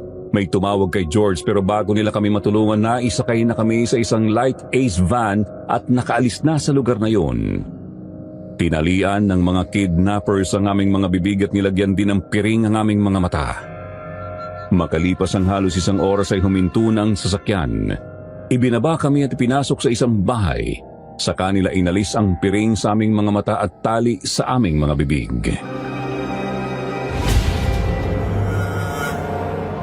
Sino ba kayo? Ano kailangan niyo sa amin? Papatayin namin kayo. Pero bago yon, ay pagsasawaan muna namin ang mga katawan ninyo. Sayang naman kung kakainin kagad kayo ng lupa. Parang pamilya ng boses mo. Pati ang forma mo. Ikaw si Lyndon, hindi ba? Tama ka. Ako nga ito. Ay, hindi na pala kailangan ng bonnet na ito eh. Nakilala niyo na ako eh. Kaya dapat lang talaga kayong mamatay. Matapos sa pagsawaan namin ng inyong katawan. Mga hayop kayo! Pananagutan niyo ito sa batas! Saklolo! Tulong! Abandonado na ang bahay na ito. Kabukira ng kapaligiran. Walang kapitbahay. Kaya kahit sumigaw ka pa ay walang makakarinig sa iyo. Huwag niyong gawin kung ano man ang binabalak niyo. Magsisisi kayo! Pakawalan niyo kami! Mga hayop kayo! Oo. Pakakawalan namin kayo pagkatapos ng gagawin natin. Kaya pagbigyan nyo na kami, ihahatid namin kayo sa langit. Pare, sa inyo na si Donna, akin itong si Elsie. Maawa ka, Lindon. Huwag mo itong gawin sa akin. Kaya naman pala nakuha mong atensyon ni Boss Jeff. Talaga palang maganda ka at makinis. Pero bago kanya pakinabangan, ako muna. Huwag mo gawin ito sa akin. Parang hawa mo na. Mula nang dumating ka sa fast food, nagkagulo na. Dati kasi walang pumapalag sa mga naroon eh. Lahat ay natatakot kay Ma'am Jenny. Kasi mawawalan sila ng trabaho kapag lumaban sila. Pero ibang klase ka talaga. Abusado kayo ni Jenny, kaya deserve lang na mawalan kayo ng trabaho. Kaya nga deserve nyo ring mamatay sa aking mga kamay. Inutusan ka ba ni Jenny para gawin ito, ha? Gaga! Anong akala mo sa akin, ha? Mula nang matanggal ako doon, ay hindi pa kami nagkikita. Kagustuhan ko ito. Makakaganti na ako sa walang hiyang si Jeff dahil pati ako ay inalis sa trabaho. Huwag mong sirain ang kinabukasan ko, Lindon. Maawa ka sa akin. Huwag ka na rin magalit kay Boss Jeff. Pakiusap. Ano yan? Parang nawasak ng pintuan na. Tingnan nyo nga. Baka bunga lang yun ang niyog na nahulog sa bubungan kaya kumalabog. Tapusin na natin ang mga ito para bago sumikat ang araw ay maitapon na natin ang mga katawan nila. Nakakapeste naman eh. Sino ba yun ang iistorbo sa inyo? Sinabi ko na tingnan niyo muna. Bitiwan mo muna yan si Donna. Sige na nga. Sino ba itong istorbo na to? Aswang! May aswang na nakapasok dito! Tulong! Anong aswang ang sinasabi mo? Nakita ko ang isang lalaking malaki ang katawan na nababalot ng matitigas na balahibo. Ang ulo niya ay sa ulo ng mabangis na aso. Si Romulo ang una niyang sinunggaban. Bumaon ang mahahabang kuko ng aswang sa lalamunan ni Romulo. Nawasak ang kanyang lieg nang hatakin niyo ng aswang. Kasunod ay binuhat niyon si Romulo at inihampas sa simento. Nawasak ang ulo niyon. Kaya naman gulat na gulat kaming lahat. Bago pa makatakbo ang isang lalaki, dinamba na rin ito ng aswang at binali ang lieg. Bumaon sa sikmuran nito ang matatalim na kuko ng aswang. Dinukot ang kanyang bituka, kaya naman sindak na sindak si Lindon. Huwag kang lalapit sa akin! Babarilin kita! Binigyan ko na kayo ng babala. Naitigil niyo na mga kalokohan niyo. Pero matigas ang ulo niyo. Layuan mo ko! Mamamatay ka! Hindi ko siya tinamaan. Nailagan niya ang mga bala ko. Nasaan ka na, aswang? Magpakita ka! Tayo na, Ate Donna. Bago pa tayo maabutan ng aswang na yun. Oo, Elsie, tayo na. Habang abala pa siya kay Lindon, dalian natin makalabas ang bahay na to. Subukan ninyong umalis sa dalawa. Pasasabugin ko mga ulo ninyo! Lumapit kayo dito! Dalian ninyo! Lalapit ba kayo? Babarilin ko kayo, ha? Wag! Huwag mo kami sasaktan, Lindon. Lalapit na kami sa iyo. Mabuti naman kung ganoon. Dito kayong dalawa. Kayo ang gagawin kong pamain sa aswang na ito. Ang sama mo talaga! Akala ko ba matapang ka? Bakit ka nagtatago sa likuran ng mga babae? Mahutak lang ako. Ikaw nga nagtatago ka rin. Bakit hindi ka lumabas at tarapin ang mga bala ko? Narinig namin ang malakas na angil ng aswang. Pagkatapos ay nakakabinging katahimikan. Hindi na namin malaman kung nasaan ang aswang kaya naman nataranta na si Lindon. Ginawa na niya kaming pananggalang habang naglalakad papunta sa pintuan ng bahay. Nagulat kami nang mula sa likuran ni Lindon ay lumabas ang aswang. Pagharap ni Lindon ay binira agad siya ng aswang sa mukha. Bumalandra siya sa dingding kaya nabitiwan niya ang hawak na baril. Nang sugurin ulit siya ng aswang, binuhat siya at ibinalibag naman sa kabilang sulok ng lugar na yon. Doon na kami nagkaroon ng pagkakataong makatakas.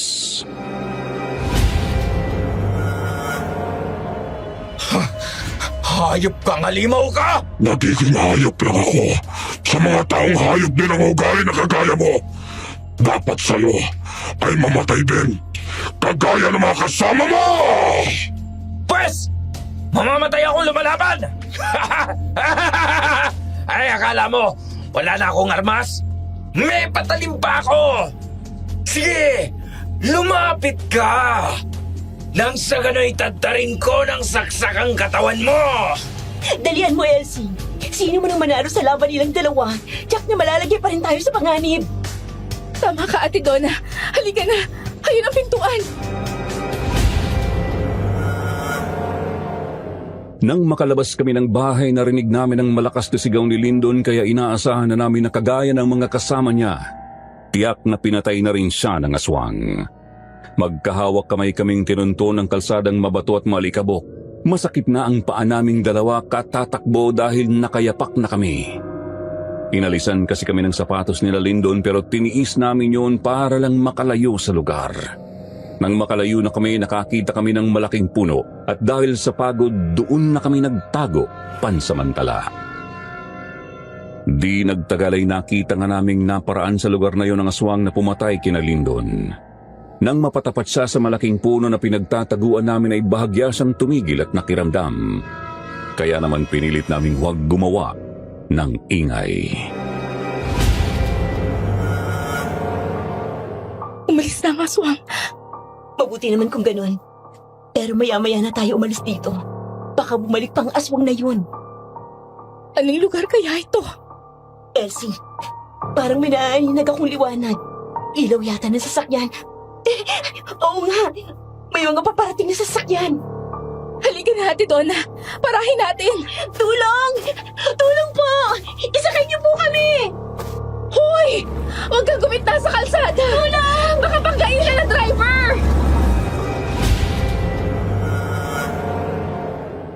Hindi naman kami nabigo at isinakay kami ng mag-asawang biyahera ng gulay na papuntang bayan. Sa mga kamada ng mga nakasakong kalabasa kami sumandal dahil puno ng gulay ang jeep. Sa pagod, nakatulog kami ni Ate Donna na magkahawak kamay. Nagpapasalamat kami sa Diyos at 2 beses niya kaming iniligtas sa kapahamakan. Una ay sa kamay ng mga kidnapper na rapist at pangalawa ay sa pangil ng mabangis na aswang.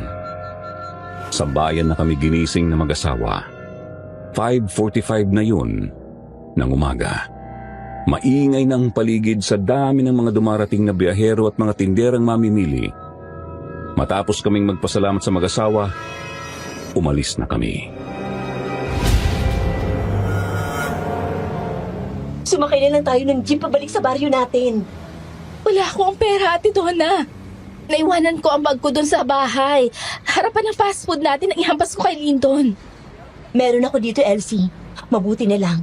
Itong wallet ko ay palagi kong nilalagay dito sa bulsa ko. Kasya pa naman ang pamasahin nating dalawa. Sige, tayo na, Ate Donna. Pero, ire-report ba natin sa mga pulis ang nangyari? Pwede naman.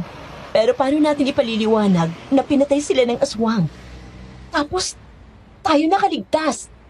Tsaka na alam na rin naman ni na Sir Jeff ang nangyari. Pumasok tayo mamaya at humingi tayo ng advice sa kanila. Sumang-ayon naman sa akin si Ate Donna. Nang makauwi kami ng bahay, nagpalit lang kami ng damit at pumasok na. Nagulat kami nang makitang naroon pa sa fast food si George. Hindi pala siya umuwi kagabi. Nandoon siya magdamag kasama ni Boss Jeff dahil doon pumunta ang mga pulis. Nag-report na sila na mayroong mga taong dumukot sa amin. Nagulat sila nang makita kami ni Ate Donna. Tuwang-tuwa si George nang salubungin si Ate Donna pero kaagad siyang sinapak ng pinsan ko.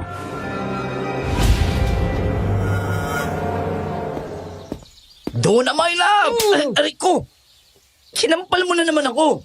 Paano nga 2 beses mo na akong iniwanan? Uray sa aswang. Kagabi naman sa mga kidnappers. Lagi ka nilang late kung dumating. Humabol naman ako kagabi. Kaya lang, hindi naman ako aabot sa sasakyan, ano?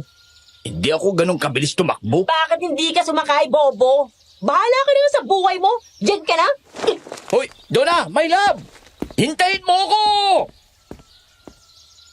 Elsie, ayos ka lang ba? Hindi ka ba nasaktan? Sila Lyndon, Boss Jeff. Sila ang dumukot sa amin. Muntik na kaming ma-rape. Pero may malaking aswang na dumating. Sinugod sila. Kaya nagkaroon kami ng pagkakataong makatakas. Aswang bang sinabi mo? Iniligtas kayo ng aswang kina Lyndon? Parang ganun natin. Kasi nakatakas kami dahil sa kanya. Pero hindi namin alam kung ano mangyari sakali nakita nga kami ng aswang matapos siyang patayin sila Lyndon. Nakakatakot. Akala ko'y katapusan ko na. Dapat pala. Pasalamatan kong aswang na yon. Dahil iniligtas ka niya. Hindi ka tuloy nawala sa akin. Kung may nangyari sa'yo, hindi ko na alam ang gagawin ko. Boss Jeff, nag-aalala ka sa akin? Oo naman. Sobrang pag-aalala ko sa'yo, Elsie, kasi mahal kita. Mahal na mahal. Oo nga, Elsie. Kagabi hindi mapakalian si Boss Jeff. Sobrang pag-aalala sa'yo. Panay ang tanong sa akin kung ano na ang balita. Kung bumalik na ba ang mga pulis na naghahanap sa inyo. Naku, Boss Jeff. Ganyan din naman ang pinsan ko eh. Kung alam mo lang na nasa bingit na ng kamatayan, ikaw pang naiisip. Huwag ka daw sakta ni Lyndon. Ganun ba? E di, pareho pala nating mahal ang isa't isa, Elsie. Aha, ay. Ano pa bang magagawa ko? Hindi ko na ito matatago eh. Ibinisto na rin ako ng pinsan ko. Oo, Boss Jeff. Mahal din kita.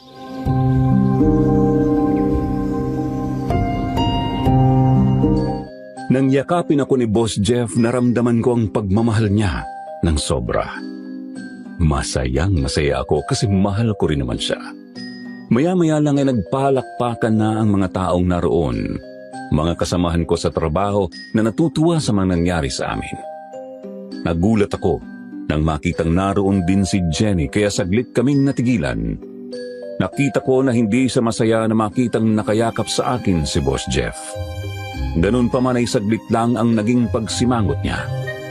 Pinilit niyang ngumiti.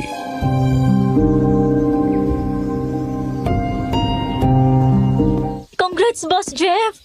Kayo na pala ngayon ni Elsie. Hindi ba terminated ka na? Oo nga, Boss Jeff.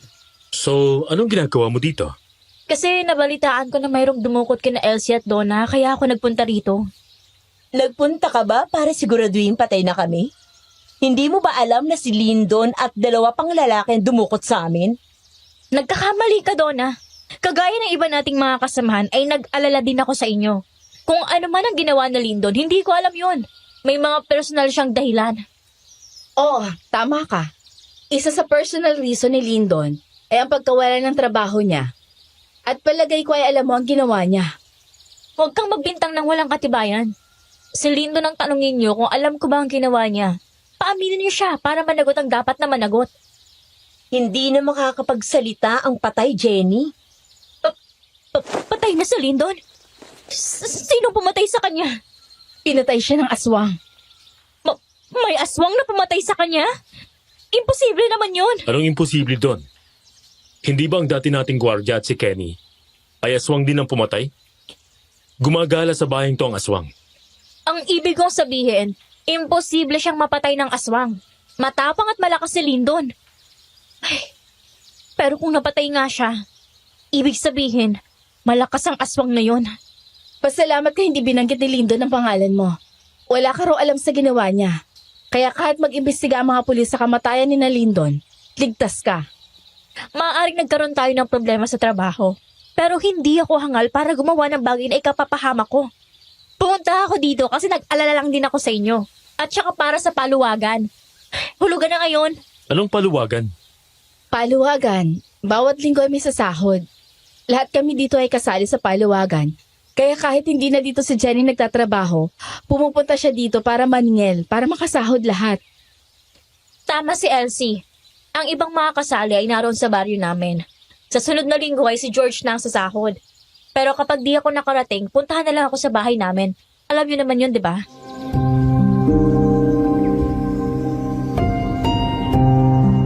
Natuwa kami nang malaman namin na si George na pala ang sasahod sa susunod na linggo.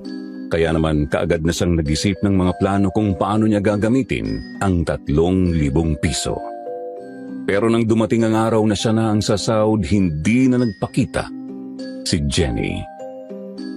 Maghapon kaming naghintay pati ang mga kasamahan namin sa trabaho na maghuhulog sana ng araw na yon. Dahil wala si Jenny, nirekta ng mga kasamahan namin na ibigay kay George ang kanilang hulog. Pero malaki pa rin ang kulang sa nalikom na pera ni George, halos wala pa sa kalahati.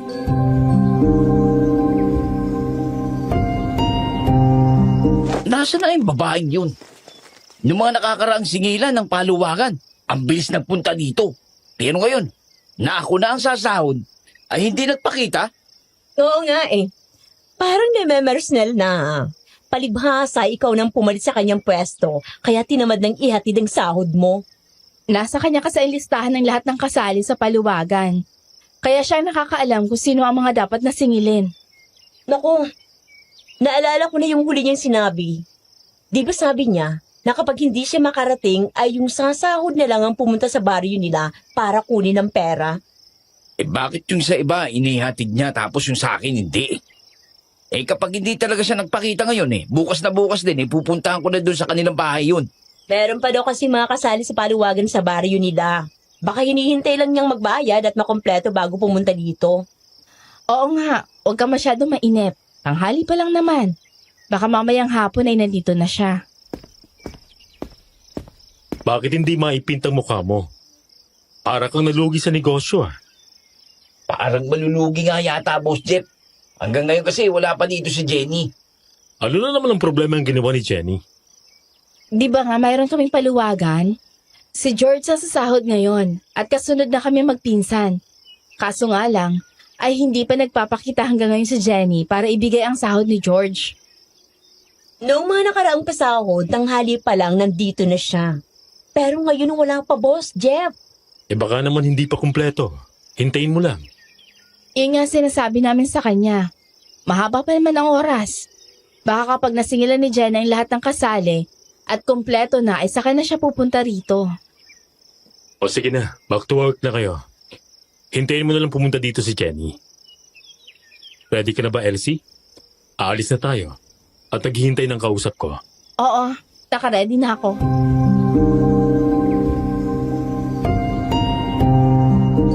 Umalis na nga kami ni Boss Jeff para makipagkita sa isa niyang business partner. Ipinakilala na niya ako doon bilang soon-to-be partner in life niya. Kaya natutuwa naman yun dahil nabihag ko raw ang mailap na puso ni Boss Jeff. Simpleng ngiti lang ang sinagot ko sa mga pasaring na yon. Naging maganda naman ang resulta ng kanilang pag-uusap at sa katunayan ay magbubukas pa sila ng isang branch ng fast food sa labas ng Nueva Ecija. Kaya nang bumalik kami sa main office at fast food, masaya kaming dalawa. Kabaliktaran naman sa sitwasyon ni na George at Ate Donna.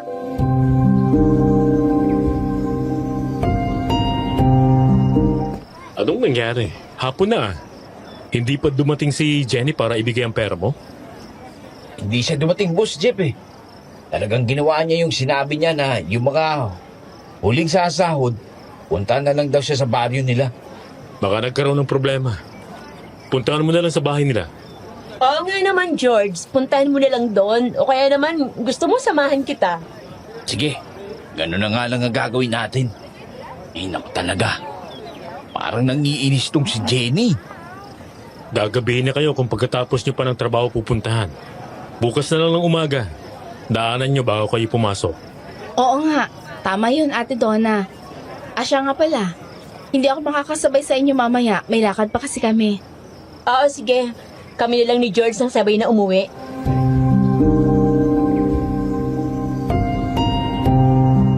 Natapos ang buong maghapon hanggang sa mag-uwian ng mga empleyado, hindi pa rin dumating si Jenny.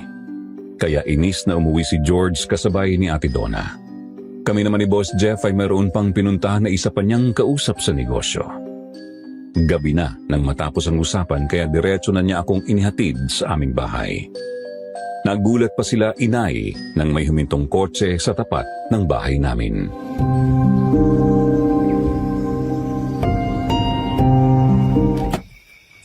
Aba, sino bang kasama mo, Elsie? Ang boss ko po, Nay.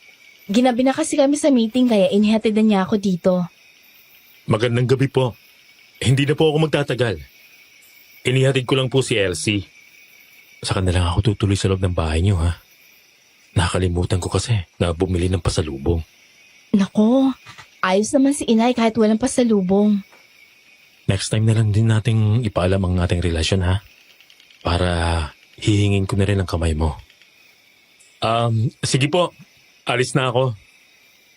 Siya, sige, mag-iingat ka. Inihatid ka pala ni Boss Jeff? Oo, Ate Donna. Ano na balita? Nakuha niyo ba ang sahod ni George sa paluwagan?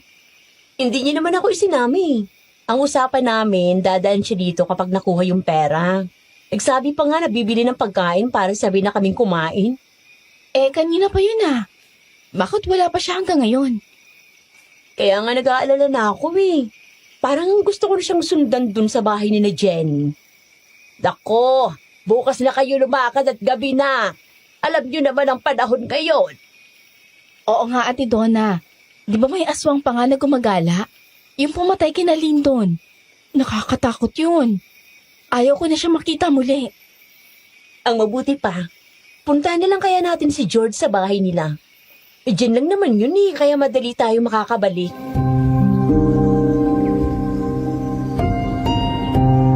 Sumang-ayon naman ako kay Ate Donna kaya nagpaalam kami kay inay. Pinayagan naman kami kasi nga ay malapit lang naman ang bahay ni George. Halos kalahating oras lang kami naglakad at nakarating na kami sa bahay niyon. Nakausap namin ang ina ni George at nalaman namin na hindi pa siya nakakauwi.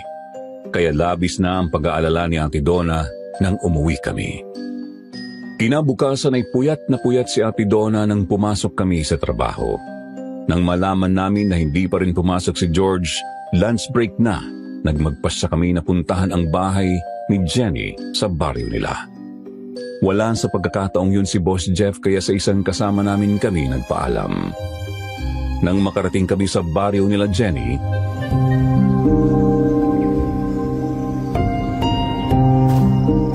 Bakit ganito na ngayon ang baryo nila Jenny?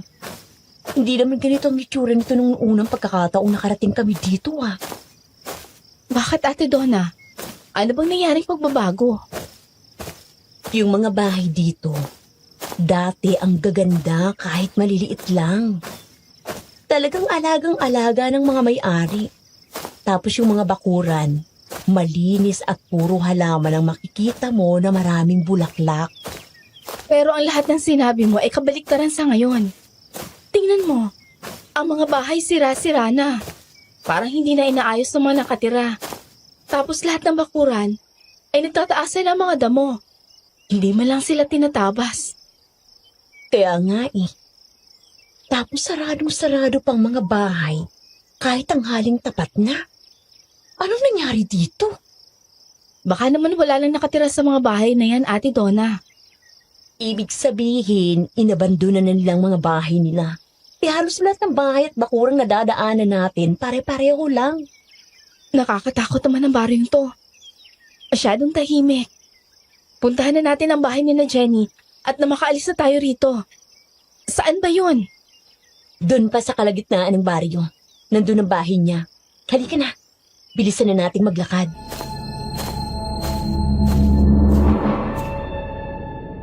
mabilis nga ang naging lakad namin ni Ate Donna sa lubak-lubak na kalsada. Pakiramdam namin ay mayroong mga matang nakasilip sa bawat bahay na nadadaanan namin, lalo na yung mga bahay na maraming butas ang mga dingding. Di nagtagal ay mayroon na kaming mga bahay na nadaanan na mayroong 2 tao nasa labas. Lahat sila seryosong nakatingin sa amin. Mayroon pa nga kaming nasa lubong na lalaking may pasan na sako. Nang lumampas yun sa amin, nakaamoy ako ng malansa, kaya nilingon ko siya at nagulat ako sa aking nakita. Napakapit ako sa braso ni Ate Donna.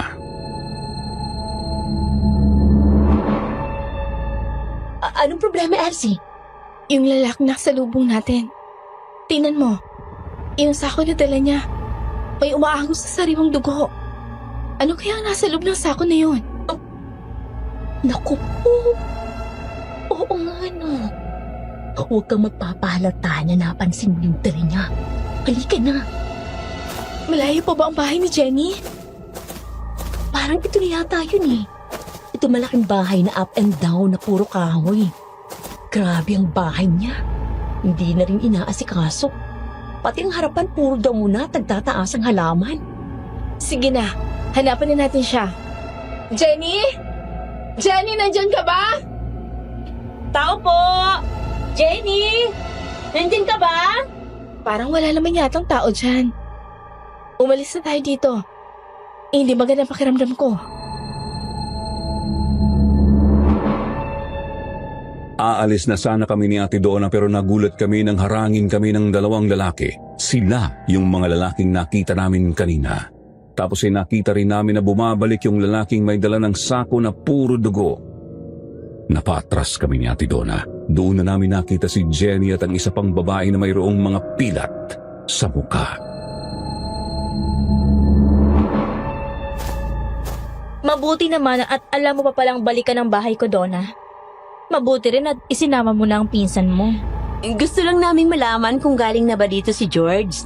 Nakuha niya na bang sahod niya sa paluwagan? Oo, nagpunta na siya rito kagabi. Naibigay ko na rin ang sahod niya. Pero dahil gabi na, ay hindi ko na siya pinayagang umalis pa, kaya dito na siya natulog sa amin. Dito natulog si George? Oo, dito siya natulog kagabi. Nandun pa nga siya sa kwarto ko. Hanggang ngayon ay tulog pa. Napagod yata sa ginawa namin. Ang walang hiyang yun? Taksil siya! Nasaan na si Jenny? Pwede ba pasukin ko ng bahay mo? Ate Donna, huminahon ka. Huwag kang papasok sa bahay niya. Pasukin mo na para makita mo si George. Baka sa mga oras na to ay nakahubad pa siya. Sa sinabing yun ni Jenny, lalong nag-alboroto ang galit ni Ate Donna. Nagmamadali siyang pumasok sa loob ng bahay at hinanap sa mga kwartong naroon si George. Wala na akong nagawa para pigilan siya. Sinundan ko na lang siya sa loob ng bahay. Mayroong 3 kwarto yun na sa dulong kwarto doon namin nakita si George na nakatali sa isang upuang yari sa nara. Mayroong busal ang bibig kaya hindi makapagsalita. Puro pasa ang kanyang mukha at dumudugo ang bibig. Wasak na rin ang suot na damit. Kaagad namin siyang inalisan ng busal sa bibig.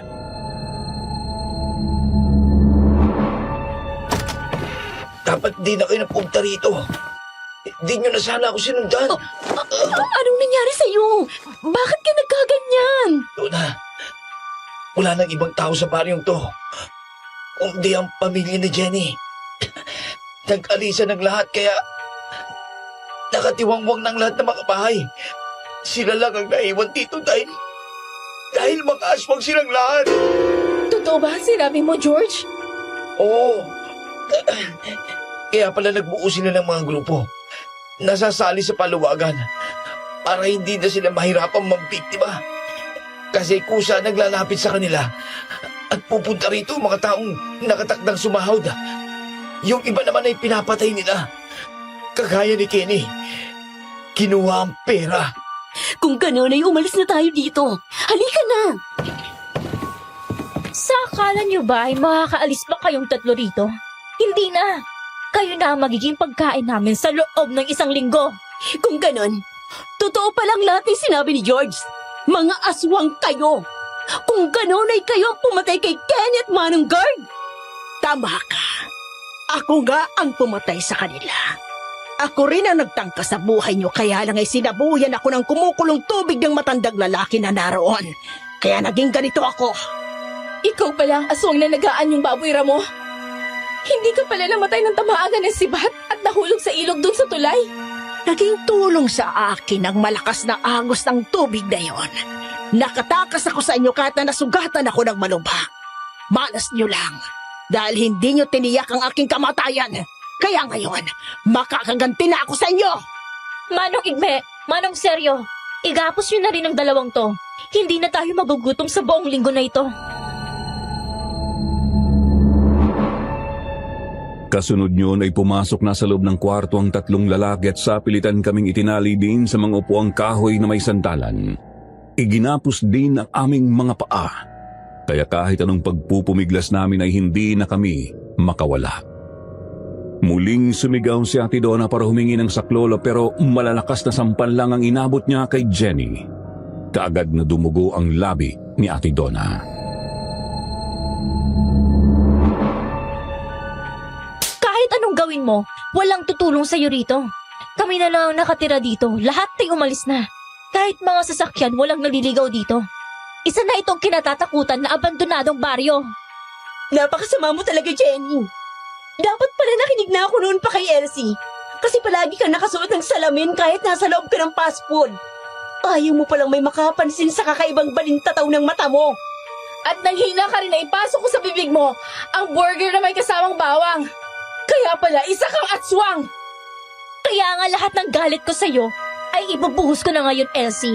Inaga mo ng lahat sa akin, pati ang pag-ibig ni Jeff. Kung hindi ka dumating, siyak na may pagkakataon na kung maakit siya. Masyado ka mapaghangad ng mga bagay na hindi naman para sa'yo. Tapos ngayon, ay magagalit ka kapag hindi mo nakuha? Isa kang hangal, Jenny! Hangal pala, ha? Ipapakita ko sa'yo kung gaano ako kahangal. Tikman mo ang gagawin ko sa'yo. Papahirapan kita bago ka tuluyang patayin at kainin! Pinahaba ni Jenny ang kanyang kuko tapos ay idinikit sa aking braso. Bahagyang idiniin kaya nasugatan ako at lumabas ang aking dugo. Nanlaki ang mga mata niya nang makitang umaagos na ang aking dugo kaya dinilaan niya yon at nang dumapi na ang labo niya sa mismong sugat ko ay naramdaman ko ang kirot. Kinagat niya na pala ako sa parting yon para bumulwak ang aking dugo. Hinigop niya ang mga dugong lumabas sa sugat ko.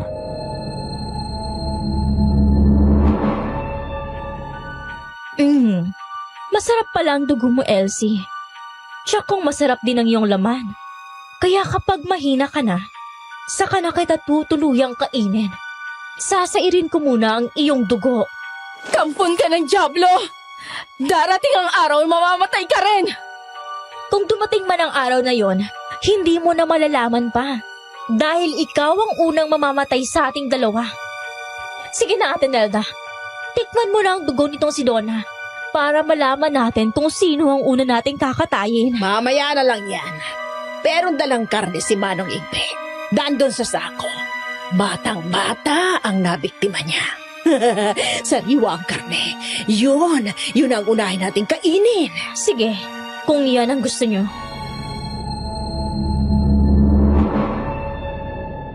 Nang lumabas nga ng kwarto sina Jenny, isinara nila ang pintuan. Narinig namin ang pag-uusap nila na matapos silang kumain ay matutulog muna dahil puyat sila sa nakaraang gabi.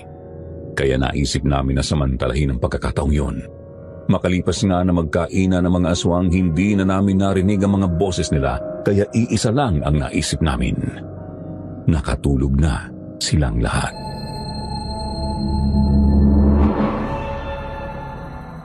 Sila ang klase ng aswang na unti-unting pinapatay ang mga biktima sa pamamagitan ng pag-ubos ng dugo.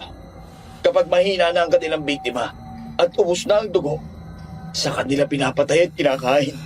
Kaya pala tinikman nila ang mga dugo natin. Oo. Kagabi, ganyan din ang ginawa nila sa akin. Sinugatan ako at hinigop ang dugo mula sa sugat ko sa dibdib.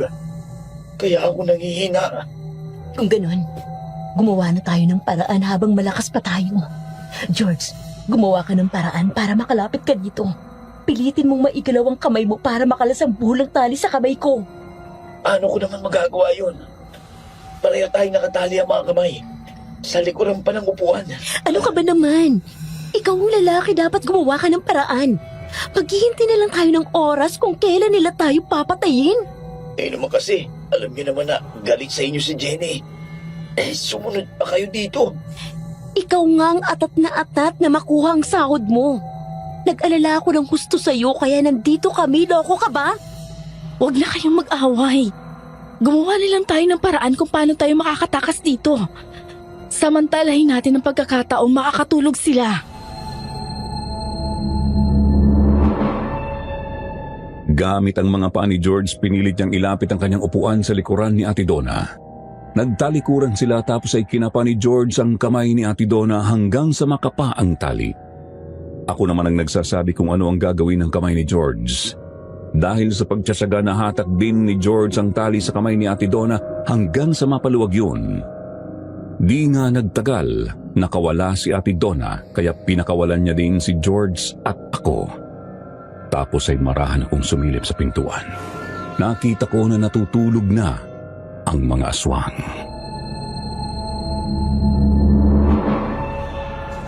Pero hindi tayo pwede dyan. Hindi tayo pwedeng dumaan sa pintuan. Tsak na magigising sila. At mauhuli tayo. Dito tayo sa bintana dadaan. Wala namang harang ito. Oo nga. Tiwala sila na hindi tayo makakatakas, kaya sasamantalahin na natin to. 4:00 na ng hapon. Ilang sandali lang, magdidilim na naman. Delikado tayo rito. Tayo na. Dalian na natin. George, itali mo muna ang pintuan para hindi sila kaagad makapasok kung mayroong magising at pumunta dito. Tama ka. Para kung malaman man nila na nakatali ang pintuan, ay dito pupunta ang atensyon nila. Kaya makakatakbo na tayo palayo.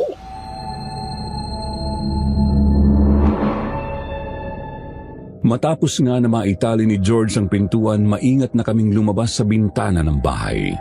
Tapos ay tumakbo na kami palabas sa bakuran nila. Noon namin narinig ang malakas na sigaw ni Jenny.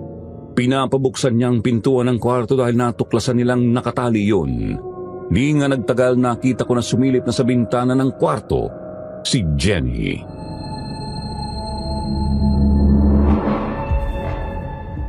Gumising kayong lahat! Nakatakas ang mga bihag!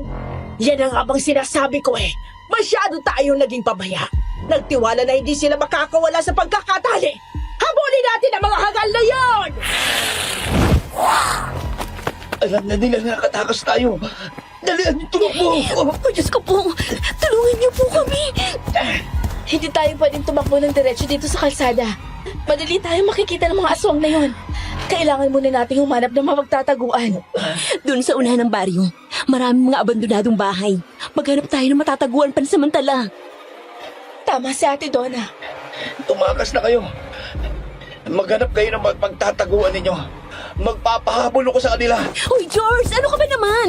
Iiwanan mo na naman ako. Sasama ako. Ate Donna! Bumalik ka dito! Sumunod si Ate Donna kay George. Susunod din sana ako, kaya nga lang ay narinig ko na ang malalakas na angil ng mga aswang kaya napahiwalay na ako sa kanila. Tumakbo ako palayo sa lugar na yun, naghanap ng mapagtataguan hanggang sa makakita ako ng abandonadong bahay. Pumasok ako roon, nagtago ako sa sulok. Matagal akong namalagi doon. Nang sumilip ako sa butas ay nakita ko na papadilim na at naroon na ang aswang. Sobra ang kaba ko. Nang mapalingon ako sa isang sulok ng lugar na pinagtataguan ko ay nakita kong may kalansay ng tao kaya napasigaw ako. Dahilan para malaman ng mga aswang na naroon ako. Kaya tumakbo na ako palabas. Noon naman ako nasukol ni Jenny at ni Aling Nelda. Sinabi ko na sa'yo, hindi ka makakatakas. Nagsasayang ka lang ng pagod mo. Patayin na natin siya, Jenny, para makaganti ka na sa kanya. Jenny! Parang awa mo na! Huwag mo akong patayin! Kakalimutan ko ang lahat ng to! Wala rin makakaalam ng mga lihim niyo! Anong akala mo sa amin? Tanga? Alam ko naman na kapag nabuhay ka pa, ay babalikan mo kami kaya tatapusin na kita! Hindi ako papayag! Nasaktan niyo siya! Ako muna makakalaban niyo! Sino ka? Ako, ang aswang na pumatay kina Lyndon para ipagtanggol si Elsie. Kaya ngayon, tatapusin ko rin kayong dalawa! Bakit kailangan nating maglaban? Tayo ang magkauri kaya dapat tayo maging magkakampi! Hindi mo dapat ipagtanggol ang babaeng ito! Pareho nga tayo na aswang, pero hindi ako asal hayop na kagaya nyo! Kailanman, hindi ko ginamit ang katauhan ito para pumatay ng inosente. Ginusto kong maging ganito para tapusin ang mga masasamang nilalang na kagaya nyo! buong bangis na naglaban ng mga aswang. Nakita ko na higit na malakas ang aswang na dumating para tulungan ako. Una niyang napatay si Aling Nelda at isinunod na niya si Jenny. Matapos niyang patayin ng dalawa ay aalis na sana siya nang habulin ko para magpasalamat. Nakatalikod siyang nakipag-usap sa akin. Ako naman ay natatakot na lumapit sa kanya pero naisip ko sina Ate Donna.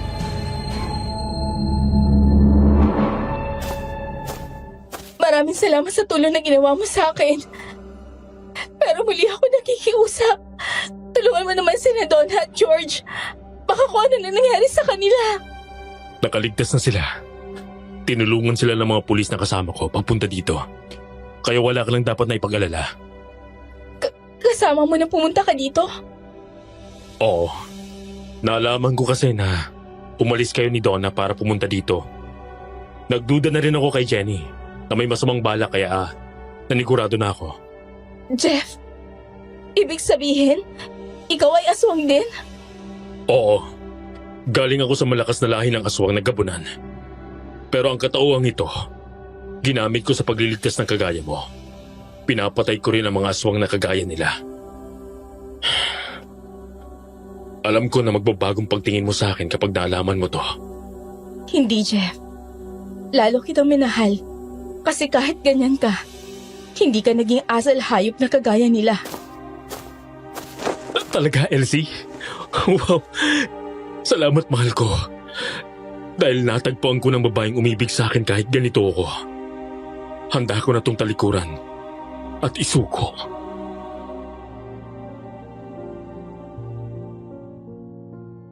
Bago kami nagpakasal ni Jeff, isinuko niya ang pagiging aswang gaya ng kanyang sinabi.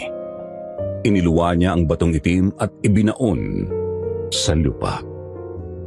Mula noon hanggang ngayon, namuhay kami ng payapa at masaya. At yan po ang kwento ng aking pag-ibig at pakikipagsapalaran, Sir Jupiter. Sana po nagustuhan niyo ito. God bless.